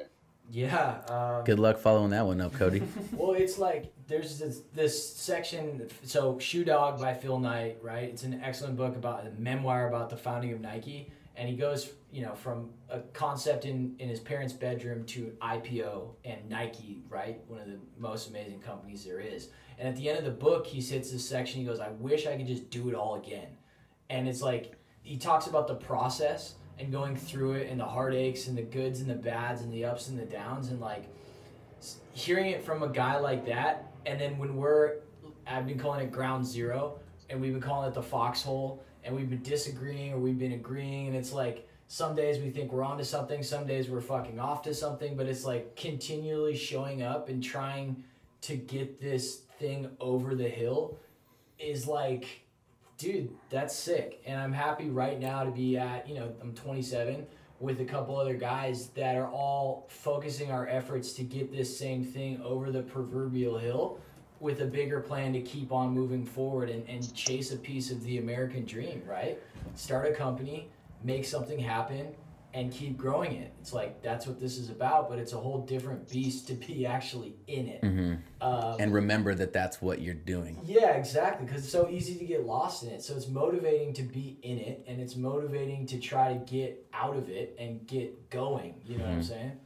That's a beautiful thing, because all you guys basically said it in a different way, but you all said that accountability to each other and the goal that you have set out for, and realizing that you're all taking a risk is what's keeping you guys kind of motivated through this big push. And that's a beautiful thing. You guys all just said it in different ways. What would you say are some things that bring you guys peace? I do my best at meditating every day. I try to take 7 to 15 minutes. I just throw on a timer and breathe with my stomach and don't think of anything. That's as easy as I can make it, and that's what I do to find peace. I get peace choking people out. So I go to jiu-jitsu, and I feel good about myself when there's a guy that was better than me 2 months ago that cannot beat me and I'm beating him. I thought you were working on the not competitive to a fault thing. Well, that helps me. It's a gentle art. So what are some of the things that bring you guys peace? Tim, how about you? I suck at meditating. I've tried it. And I think it's a point why you need it, But the one thing that kind of brings me peace is focusing on the people that love you and you love them. I think that's so underrated, and understanding that there are people out there who unconditionally love you and they'll do anything for you, and they'll move across the country for you, like I do with my fiance. And when I come home, just whatever happened, yesterday was an interesting day with flooring and all that stuff, but getting home at night and realizing that's not why she came out here. She doesn't want to hear my problems. Just focusing on that and letting her kind of unravel her day and talk to her. And I went to bed just as peaceful as I could imagine, just because I separated myself and focused on people that love me. And that feels good. It feels good to do it, and there's more of an emphasis. The more I get older, I can feel it. Mm-hmm. That's good. Well, I'm not gonna pull at the heartstrings like Tim was there, but for me, it's pushing weight. You get in the weight room, and it's just such a mind-clearing event to just focus on the bar that's right in front of you, and just lifting it in whatever way you are, and focusing solely on that. We talk a lot when we're working with our branding agency and trying to put this all together about the gym being a sanctuary and the gym being a place where you put everything else away. And it's like, when we talk about kind of our concept versus a big box gym, when I go to work out at a big box gym these days, it's totally, I bring my phone with me and I spend half the time texting people and just not paying attention, and I don't leave there with nearly the same, refreshing mindset that I do if I, do a class. And there's tons of class-based options out there, and it's part of what we're trying to bring to the market here is something for us specifically, because all of them are so cardio-based. But when I think back to when I was back at USC Football and I would show up at 8 a.m. and just push weight for 50 minutes and get in and get out and get on with my day, that was just the most refreshing and just most mind-clearing thing I could possibly do. Cody? I read a lot of books in the morning. Yeah. Do a lot of hard drugs? No, I'm just kidding. I Sounds peaceful. I lift weights and read books. And that's been my medicine that works really well for me. Speaking of books, that's actually what I wanted to get into next. I'm glad that 2 of 3 of you have mentioned it. Tim had mentioned that Steve had given him some book recs. You mentioned books. Let's go over some good books you guys have read this year or the last 6 months. I'm reading The Tao of Seneca right now, which is basically a work on stoicism, being stoic and not, making sound decisions in fast-paced environments, kind of letting the inner chill while the outer is moving fast. It's kind of thick. It's not that thick. It's not super philosophical, but it's Tim Ferriss recommends it, so a lot of people have read it. I'm reading that, and I'm reading it's called The Productivity Project, so that I can really focusing on what matters and shedding the things that don't matter and doing that in the best way that I can. So those are a couple books I'm reading. Let's start with Steve, because it sounds like he's the dude who's giving the book recs. Well, I mean, if anybody's the most voracious reader here, it's definitely Cody. But for me, I think Thinking Fast and Slow is one I read fairly recently, loved a lot. As far as the books that I recommended to Tim, at that point we were really at the beginning of our branding stuff, and so if you're ever thinking about creating a brand, I think The Hero and the Outlaw is one that it really talks about the different archetypes that resonate with the general consumer population. As you go out to try to build a brand to speak to those consumers, really following a specific archetype that ensures that you're consistent with your brand. So I think that's a great one if you're out there trying to build brands in any way. You should all read The Fountainhead by Ayn Rand. That'll just punch you in the stomach. That's a good one. Is it nonfiction? Yeah, it's actually this one at the bottom here. Okay. It's intense. Go ahead, T-Bone. That's all I got. Okay, I'll go a couple different routes. One of the best books I've read, period, was Let My People Go Surfing. That was a Cody Romness recommendation. That was awesome, by Yvon Chouinard, the founder of Patagonia. Conscious Capitalism was another awesome book, and that's by John Mackey, the guy who founded Whole Foods. That was just a good book in general on how to be a leader with character and integrity. From a more of a, nutritional perspective, Nora Gedgaudas, she wrote Primal Fat Burning. That's an amazing book just on nutrition, and it's definitely very focused on a more ketogenic, more Paleolithic approach, but just hard science, good facts, and just good writing. Awesome. And then just strength. I mean, shoot. The strength has definitely gone more of the ebook route, so it's definitely like when you don't have the actual book in your hand, it's a little different.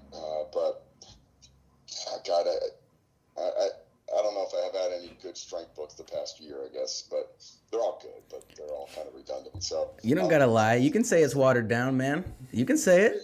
Well, it's just like it's different now. Like there's like nothing like shocking to me anymore. Like when I first started reading about strength, and oh my God, what is this? I've never heard of this. And now it's kind of like just the same information, just said in a different way. In which I don't know, kind of it's not dull, it's not boring, it's good, and there's some good stuff, but there's just some stuff it's not the same like newness to it at all like it used to be, Well, that speaks more to your depth of knowledge than the lack of, writing prowess of the people putting out books now. So. Yeah, and they were all strength coaches. Apparently, we don't know how to format or write or copy or anything. So. You got to learn how to hire somebody to do that, man. Outsource. Yeah, we talked about complementary skill sets earlier. Tim's skill set does not include formatting. Fair. He's got a lot of other good things that he brings to the table for sure. I think, Tim, we'd be a little remiss if we didn't mention The Strongest Shall Survive. Yeah, that's definitely a big book, and that's important for all of us, I guess, in some way. And Cody, I'm sure you'll add on to this, but that is probably the preeminent book of just strength training in a group setting, and it was written by Bill Starr. Just a simple, very, very, basic but really effective training program of using variations of squat, bench, deadlift, and doing a 5x5 program with them, and applying a heavy, a moderate, and a light version of one of each of those exercises. But the biggest thing behind it is just it's all inclusive, and it checks all the boxes of good programming. It's going to get you stronger. It's going to get you looking better. It's going to get you moving better. It can be applied anywhere. It can be done with anybody, and it's been timeless, and it's lived on for now probably 50 years, and it still is practical and applicable today as it was when it was written in the 70s. Mm-hmm. Tim, I'm going to fire off a few quick answer questions at you, if that's all right. Oh, yes. Actually, I'll start with this one. That's for all you guys. Do you guys read any Jocko Willink? You know who that is? Yeah. Or listen to any of his podcasts or anything? I mean, he's a Narmander in every sense. Gnarly old frogman is what he is. is awesome. Yes. I've just seen a couple of the interviews and stuff, and you hear him on the podcast, and he's just super gnar, talking like this. Yeah, like as gnarly as it gets, yeah, for sure. That dude's a legend. But I haven't spent much time with him. But I tell you what, he's given off one hell of a first impression. Yeah. yeah, no, for sure. I just, for some reason, I thought it was right up Tim's wheelhouse. I'd ask him.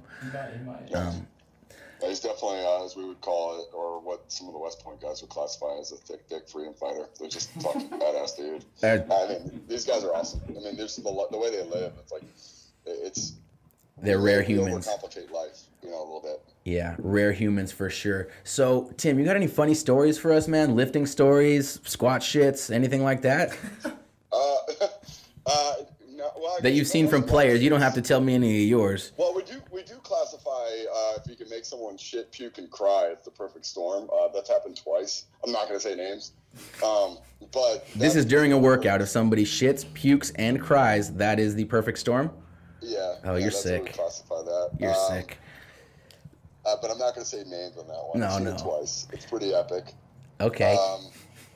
And I'll just, if you can make someone cry, like legit cry, like that takes some really like a really good combination of just physical and mental destruction. So that's always interesting to watch and go through, and it's always laughable after the fact because it's never as bad as you think it is at the moment. But right. We've gone through some pretty aggressive protocols at West Point, and more so out of these guys just were super eager and they were really passionate about it. I mean, they're military guys, so harder's better, and give me the worst you got, and I'll live through it. And we put them to the test, and I'll be honest, man, there's some tough fuckers over there. Like they've gone through the ringer, like 10 sets of 10 squat with a 4.0 exo tempo, so it's a 4-second eccentric, and they've worked up some pretty heavy weights, and we had some guys work some ridiculous things. Some metabolic circuits where you basically do 3 sets of 10 of 10 exercises, and you get 90 seconds per set. So you're looking at basically you got 30 total sets in about 42 minutes, and that's been pretty awesome to watch people go through, and it's epic, and it's hard, and but to the point of seeing people like shit themselves, or myself shit myself, like the hope that we've been lucky of having bathrooms around. Definitely a lot of puking, crying, maybe puking, crying, and shitting, but right. It's all relative to the time and the space and the person. Right, and how much breakdown went into that whole process. Yeah. I guess the big part of all that would be the hope is that you can laugh about it afterwards. Like that's the hope. Like you like, all right, that we come out unscathed, we come out better, we come out tougher, we come out more resilient, stronger, and faster. But even at your worst moment, where you're just completely transparent of whatever was going on in your life, like you can laugh about it afterwards. Like that's a sign of a really good program and a really good amount of trust with somebody that you just expose someone to a level of just that, and they can come out on the other end and you can crack jokes about it and laugh about it, because it's really truthfully like we all voluntarily chose to do it and go through this stuff, and at any point, if it really reached the level of that much, I guess, emotional turmoil, like you could pull yourself out, but right. You still went through it, and you pushed through, and that means they trust you, like as a coach. And I was gonna say, what a way to create a bond. Yeah, and it was never the intent to crush people. It was just, all right, we got to push the limit of physical training and get people to a higher level than when they started. And sometimes that needs some aggressive methods, but the goal is that we're not going to embarrass you or make you feel diminished or anything lesser than what this really is. Just good hard training and putting you in difficult situations and having you adapt and respond and find your own limit. Yeah. Yeah. But no, I, in terms of like really, really funny stories, I mean, I've dropped a barbell on my head. Ooh. Kind of split my head open. But like that was just being dumb. It wasn't like bad technique or anything. I was doing TRX inverted row, and I put the TRX behind the bar, and I just, without even paying attention, I just pulled it back and it landed on top of me. Yeah. So you basically did a TRX row and pulled the bar off the rack into your head. Yeah, just stupid. That was probably my dumbest story I've ever ever done. This one will be easy for you to answer. Out of all the athletes, and this is the last one out of the quick hits, we're going to move on to Cody and Steve. Out of all the athletes you've been around, who would you say is all around most impressive, all things considered? Explosiveness, mobility, dexterity, awareness, mental makeup, everything. And if there's a few that just come to mind, just rattle them off. I'm just curious because you've been around probably some of the most gifted athletes in the world. Well, first off would be Calvin Johnson. That dude I don't think there'll ever be another human being created like him. Just being completely honest. And the stuff that you guys probably see like on TV doesn't even nearly come close to what he is in person. I mean, he's legit 6'5", like 240, and he's 3 to 5% body fat. Like, it's unreal. Like, he can do a pro agility. Like, a good pro agility would be 3 steps in your first 5. I mean, he does it in like 2, 1.5. Like, he's step, line touch. It's nuts. And that's the guy you're racing against. That's how explosive he is. It's just, he jumped to the top of the vertex, which is 45 inches. So he broke the whole vertex. He knocked the whole thing off, but he cleared it, and that means he jumped higher than 45 inches at 6'5", 240. Wow. It's just, I don't know if that's possible, like, ever again in humanity. I'm being that serious. Right, just based on statistics and how many people have that ability and how many people are that size. Yeah, I mean, we actually took old, grocery shopping carts from the local Ralph's. We cut the wheels off. We put skis on the bottom, metal skis. We welded them on, and we used those as our prowlers or sleds. And we would load it up with a 100-pound sandbag, and we had this competition. You push it for 100 yards. Like, a good time is like 25, 30 seconds. Calvin pushed it in 14 seconds. I'm dead serious. I tried pushing it, and, like, I'm a short, stocky dude who's not very fast, and, maybe pretty tough, but it's just physics don't apply. Like, it took me like 35 seconds. And, like, this dude is 20 seconds faster than me on this. This is nuts. Like, more than 20 seconds, and it's just, like, picture me as the epitome of average, and that's just how much of an outlier he is, Like, that's the bell curve right there.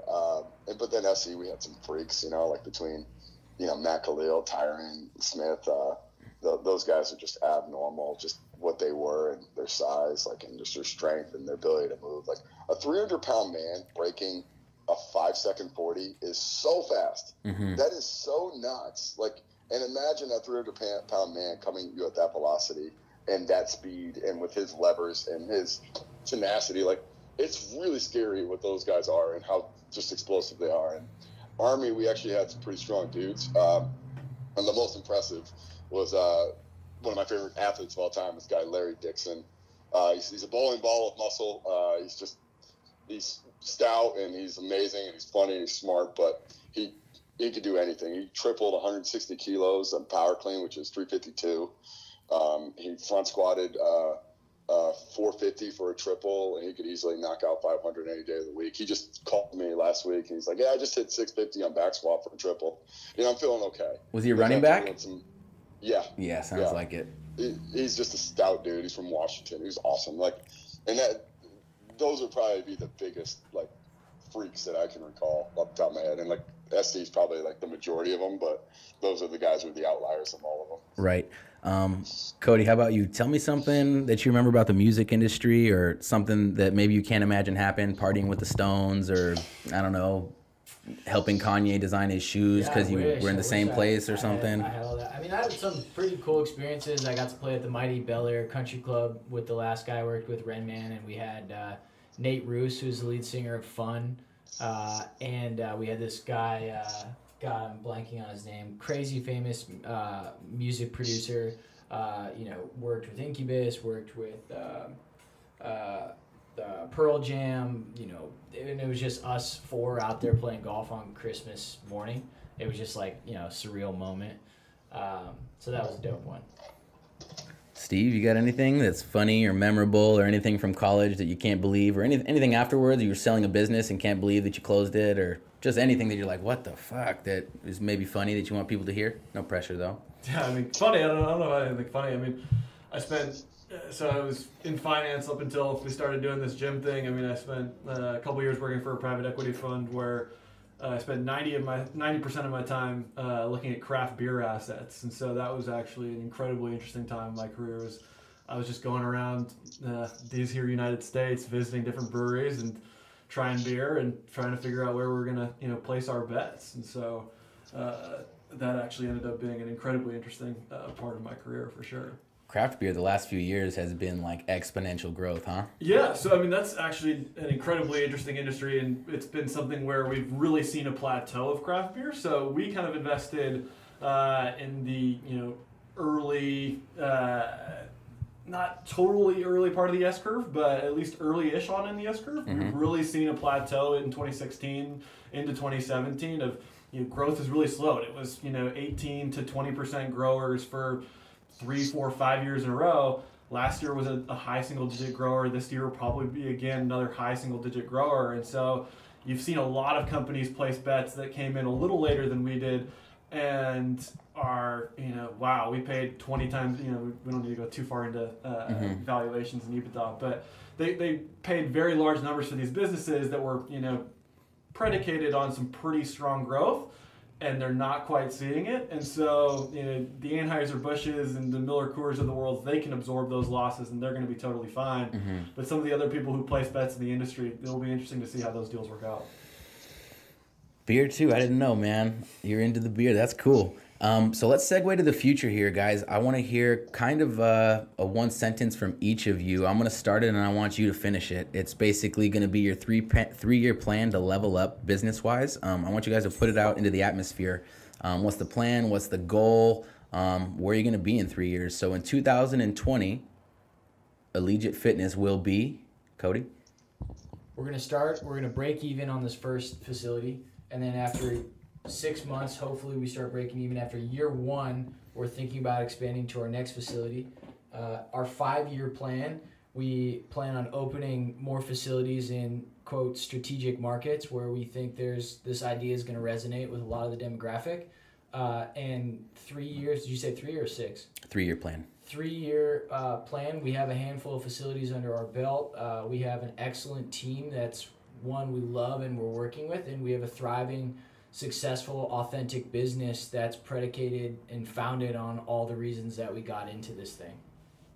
Steve, in 2020, Allegiate Fitness will be? Hopefully the preeminent athletic fitness brand in Southern California. I think we definitely need to focus on our core market first and leveraging our kind of network down here and everything else. And I think the 3-year plan would probably be predicated on staying within Southern California, maybe another state or two, but probably Southern California. And then I think beyond 2020, it would be really, as Cody was talking about, seeking out strategic markets where we feel like this idea is really going to resonate with people and growing from there. Tim, in 2020, Allegiate Fitness will be? Well, our home base will still be the location where the people that we started with in 2017 for the best training and the best atmosphere and environment that they can find anywhere else. And then we're going to expand that out to other people, and that will grow with them too. Like, we're just going to want to be able to write the best program and provide the best atmosphere and the best coaching for everybody who walks through our gym and then eventually our gyms. Cool. Now let's kind of get into personal 3-year personal goals here. What do you guys want to accomplish or move towards? It doesn't have to be something concrete. Like for instance, mine is I want to do less. I want to focus on less, and I want to shed as much as I can out of my life that doesn't make me money, doesn't make me feel good, or doesn't benefit people I love. So that's kind of my 3-year plan. What would you guys say personally you'd like to see from yourself in the next 3 years? Whoever's feeling it, jump on in. I mean, yeah, those are sweet, Ryan. There's a book called Essentialism, which you should read. It's right in line with all those things about quality lasting longer and cutting out things that are the noise or whatever it is. Personally, I think I'm so, I guess I'll just say it, but it's so in line with this business. Like, if we get this off the ground, my personal life and those things are going to be, closer to where I want them to be, because I want, solid foundation and things, set up and working. So, I think that's the double-edged sword of being an entrepreneur. is your business and personal kind of blend, huh? Yeah, and you got to be careful about separating them, right? Like, you set guidelines, you set rules, where I'm not that dude that I'm fucking cranking 100 hours every day, man. Fuck, like, no. But there's, it's when you're in it, you got to be in it. And if we can be in it for long enough for the next 3 years, I will feel very successful personally and on a business level. So if you're successful and your 3-year plan for business falls into place, everything personally will as well, because you've kind of built it that way and designed it that way. Yeah. I mean, hopefully. I mean, who knows? I'm no psychic by any means or claim to be. But I think if I get the big picture correct, if I get those big pieces right, and we're firing on the cylinders that we can be firing on, then life's going to be good. It already is good. Yeah, life is good, man. No complaints. Redondo Beach, California. Steve? Yeah, I mean, I think when you're starting a business, and anybody who has probably knows this, it becomes such a core part of your identity that your business goals become your personal goals, and it becomes such a large part of your life. Outside of that, I think maybe I have a goal to read somewhere nearing as much as Cody does, just because I do recognize the return on investment there for sure, and maybe lift as much as T-Bone does. I recognize the ROI there too. Tim, 3 years from now, where do you want to be personally? Well, the standard, great husband, great son, great brother, great friend. Nice. But I want to write. I want to write the best programs for all of our clients, and personally, I'm just too attached to that. It's too much a part of my own personal identity, and it's too much a part of what is my core belief in life and what I do on a daily basis to separate the two. And I completely agree with Steve and Cody. Like, it's that line of being involved in your business, but then your business is basically your life, and I think the essential point is 3 years from now, like, we're writing programs that we still really believe in, and we will, and things that we feel passionate about, and we're able to share that with all our clients at a really high level. Like, God, life's going to be really good, and it already is good, just like Cody said. All right, well, we are at the part of the show where we have our guests leave some parting knowledge or some parting words for our listeners that may be currently chasing their dreams or looking for the motivation to do so. A lot of them are in real estate, but not all of them.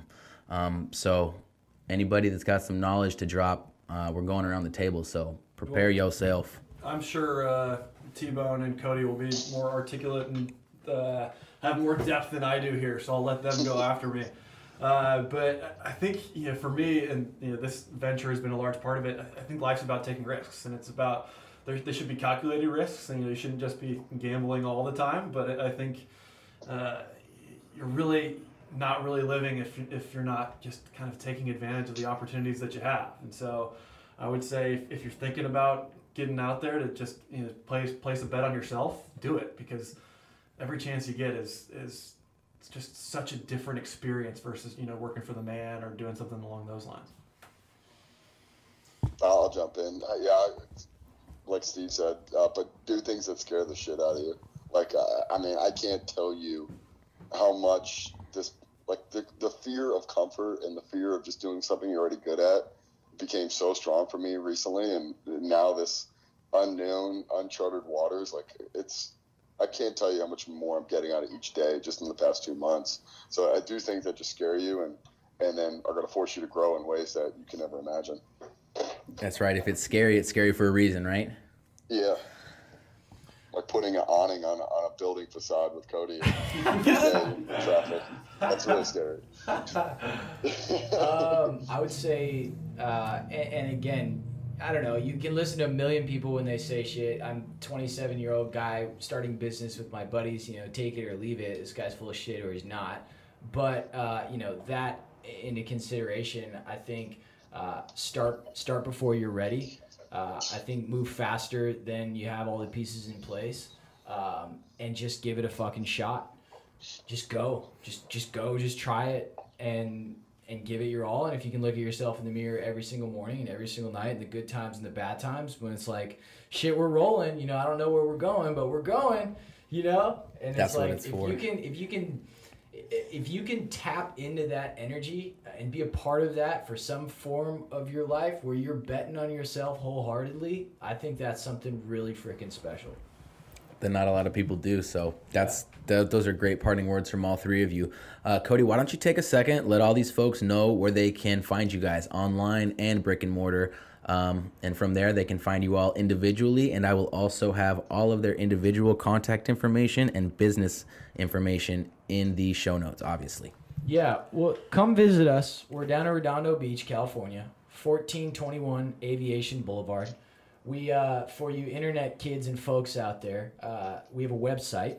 It's just a landing page right now, but it'll get you clued into everything that we're about if this podcast kind of hasn't gotten you there yet. AllegiateGym.com. That's ALLEGIATE gym.com. Join our newsletter. You can check us out on Snapchat, where we're not having to think too much about the things we record because they disappear, but it's also more of the story of three buddies starting a business and all the fucking wild things that happen. We're at Allegiate Gym on that. We're on Instagram as well. Every damn place that you could be, we're there. Allegiate Gym. Allegiate Gym. Allegiate Gym. Yeah.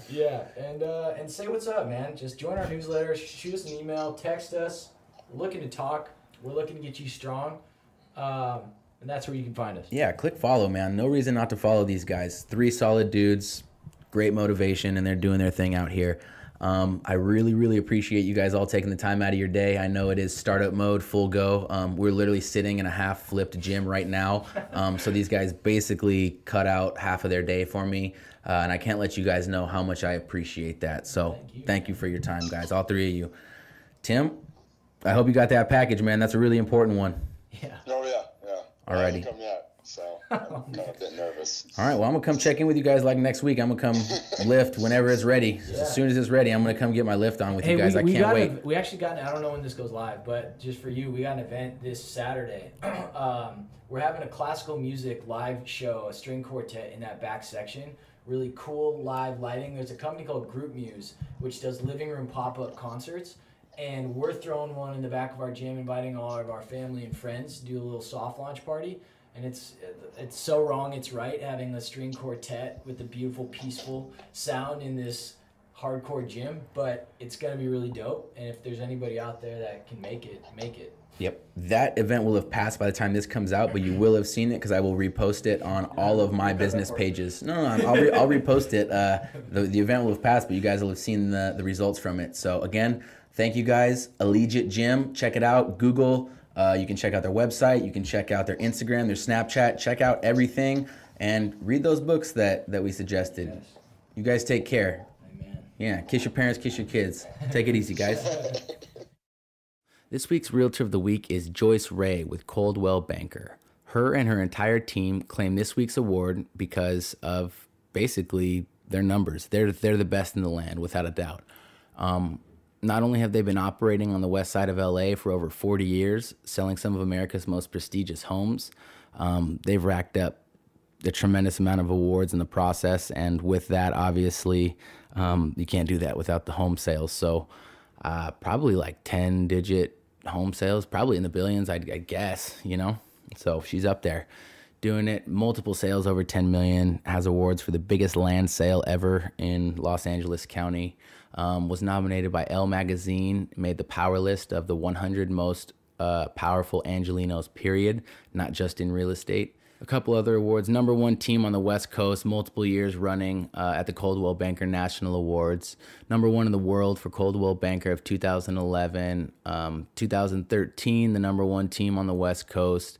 As you can see, Joyce and her team clean up every year at the Coldwell Banker National Awards. Everybody in real estate recognizes that name, so I want to go ahead and make sure that she claims the crown for this week's Realtor of the Week. You can follow their daily activities, there being her and her team, on Instagram at Joyce Ray Real Estate, and visit their website if you need to contact them directly, joyceray.com. They have an absolutely beautiful site. Next up, we move on to our weekly segment of Jerry's Title Talk. Jerry, what do you got for us? Hey, everybody. Welcome to Title Talk. This is your host. My name is Jerry Wu, your title specialist at First American Title.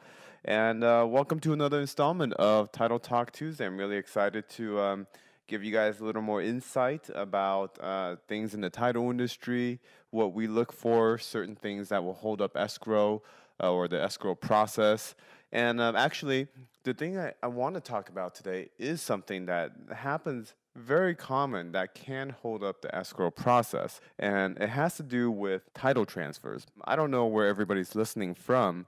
I'm here in Southern California.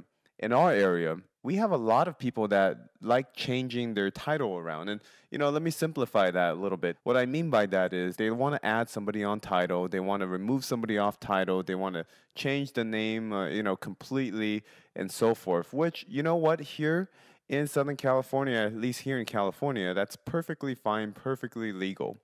What is required to do that is the people that are currently on title, needs to sign in front of a notary a document called a grant deed, or it can be a quitclaim deed. This deed, once signed, has to just be taken down to the county recorder office and recorded, okay? You can do this at any time. It doesn't have to go through an escrow, and it does not have to go through a title company. For example, let me elaborate a little bit. Let's just say you bought the property as two people, but for whatever reason, you're going to remove one person off title. Well, all that needs to be done is a document called a grant deed or a quitclaim deed needs to be drafted, and then on there you'll see the people that are currently on title, which is those two people, deeding it to just one individual. And then, of course, both needs to sign that deed in front of a notary, and once done, can be taken down to the county to get recorded. You're good to go. No need to go to an escrow company. No need to go to a title company. There are companies out there. For example, I work with one a lot in Brea, California. They're called Record My Docs, and you can look them up. They're out in Brea, and they'll prepare the document for you. They'll even record it for you. Really, really great company, really great guys. But my point is, these are called, although it's fine to do these and it's legal to do these, they're called what we in the industry call uninsured deeds, and they're uninsured transfers. Now, what I mean by that is it's a valid deed, it's a valid title transfer. However, it's an uninsured deed because there's no title company that is insuring that transfer, meaning there's no title company to guarantee if that is an actual valid deed. For example, it could be a forgery, right? I mean, let's face it, it doesn't take much to forge a document nowadays. It doesn't take much to commit notary fraud, so there's no guarantee of whether or not that document is valid. Or what if there's some kind of agreement that was not recorded, right? So for example, let's say I deed my property to somebody else, completely taking my name off and deeding it to somebody else. But maybe we have a unrecorded written agreement somewhere under my closet, or my bed that says, the property cannot be sold within 2 years, and if it's sold within 2 years, I have to collect X amount of money or proceeds and so forth. So there could be a lot of unknown things, or it can be flat out fake fraud. This is the problem, and this is the scenario. Whenever there is an uninsured deed and that property goes to sale in the future, the title company, whose job, remember, is to make sure that the new buyer receives free and clear title, we're going to want to verify that uninsured deed. We're going to want to make sure that it was a valid transfer, that the person who signed it was the person who signed it, and that there was no other known or unknown agreements. So let me give you a scenario. So say, for example, person A decides for whatever reason to deed his name off title and changes it to person B. Now person B owns the home, right? Title is under person B's name. Person B then maybe a year or two later, maybe even 3 years, decides that, it's time to sell this home. So he puts it on the market, gets an offer, accepts it, opens escrow, opens title, right? Now, what's going to happen is title company is going to see that uninsured deed when person B came on title and say, ooh, you know what? Perfectly fine, but we're going to need person A to sign this affidavit for us that says, I did indeed sign this deed and there's no other agreements known. That's all it takes, okay? And this affidavit generally needs to be signed in front of a notary. So it seems like a simple thing. However, a lot of problem can arise out of this. For example, what if person A can't be found anymore? What if person A is in another country? What if person A doesn't want to sign this affidavit? So a lot of these things can arise that can potentially delay your escrow closing process. So again, I guess the point I'm trying to make in today's segment is that you can change the title of your home without going through title or escrow. It can be done through a gift, just by doing a gift, recording a grant deed. However, just keep in mind there's a very good chance that whoever deeded that property or that uninsured deed or signed that uninsured deed may need to be called upon again in the near future to sign affidavits or to be asked, hey, did you actually do this? Give us some kind of letter or something like that to prove you actually did this or sign this affidavit.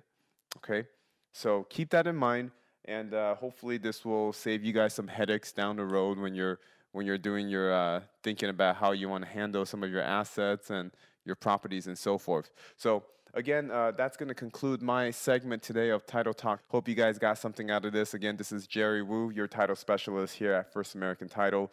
Thank you so much for listening. Until next time. I just want to take a second and thank all you guys for tuning in and listening. Without you, we really wouldn't have a show. I want to thank you guys. I want to thank my audio engineer, Anthony Oliveras. He basically takes a crappy show and makes it great and makes it awesome and presentable for you guys. So I want to thank him. Me and him have been working consistently together every show now. So he's been a part of this since the beginning, and I really want to thank him for the role he's played. And again, I want to thank all you listeners for tuning in, and make sure that if you want to reach me, I'm an open book. You can reach me at any time. You can send me an email, info@millionwayspodcast. You can reach out to me on social media, and that's for anything. That's show notes. If you have questions about the guest, if you have questions for me, if you think I suck and you want to talk shit to me, I want to hear it because I want to improve. I'm an open book. So yeah, if you got anything for me, for the show, for Anthony, let us know. You can reach out and contact us at info@millionwayspodcast. Make sure that if you are listening on iTunes, SoundCloud, Stitcher, Blueberry, wherever you're listening, please, if you do enjoy the show, it would mean the world to us if you could go by, give us 5 stars, give us a thumbs up, give us a positive rating, because it really lets those platforms know that you're listening and you enjoy the show. And for lack of a better term, makes us feel good because we're putting a lot of time and energy into this, and we want to make you guys happy and bring you guys useful information. So if you do enjoy the show, please let us know. And if you have any questions or comments, you can reach us at info@millionwayspodcast.com. That being said, you guys take care. Good luck out there. Tuck your kids in. Kiss your parents. It's a crazy world. Till next week.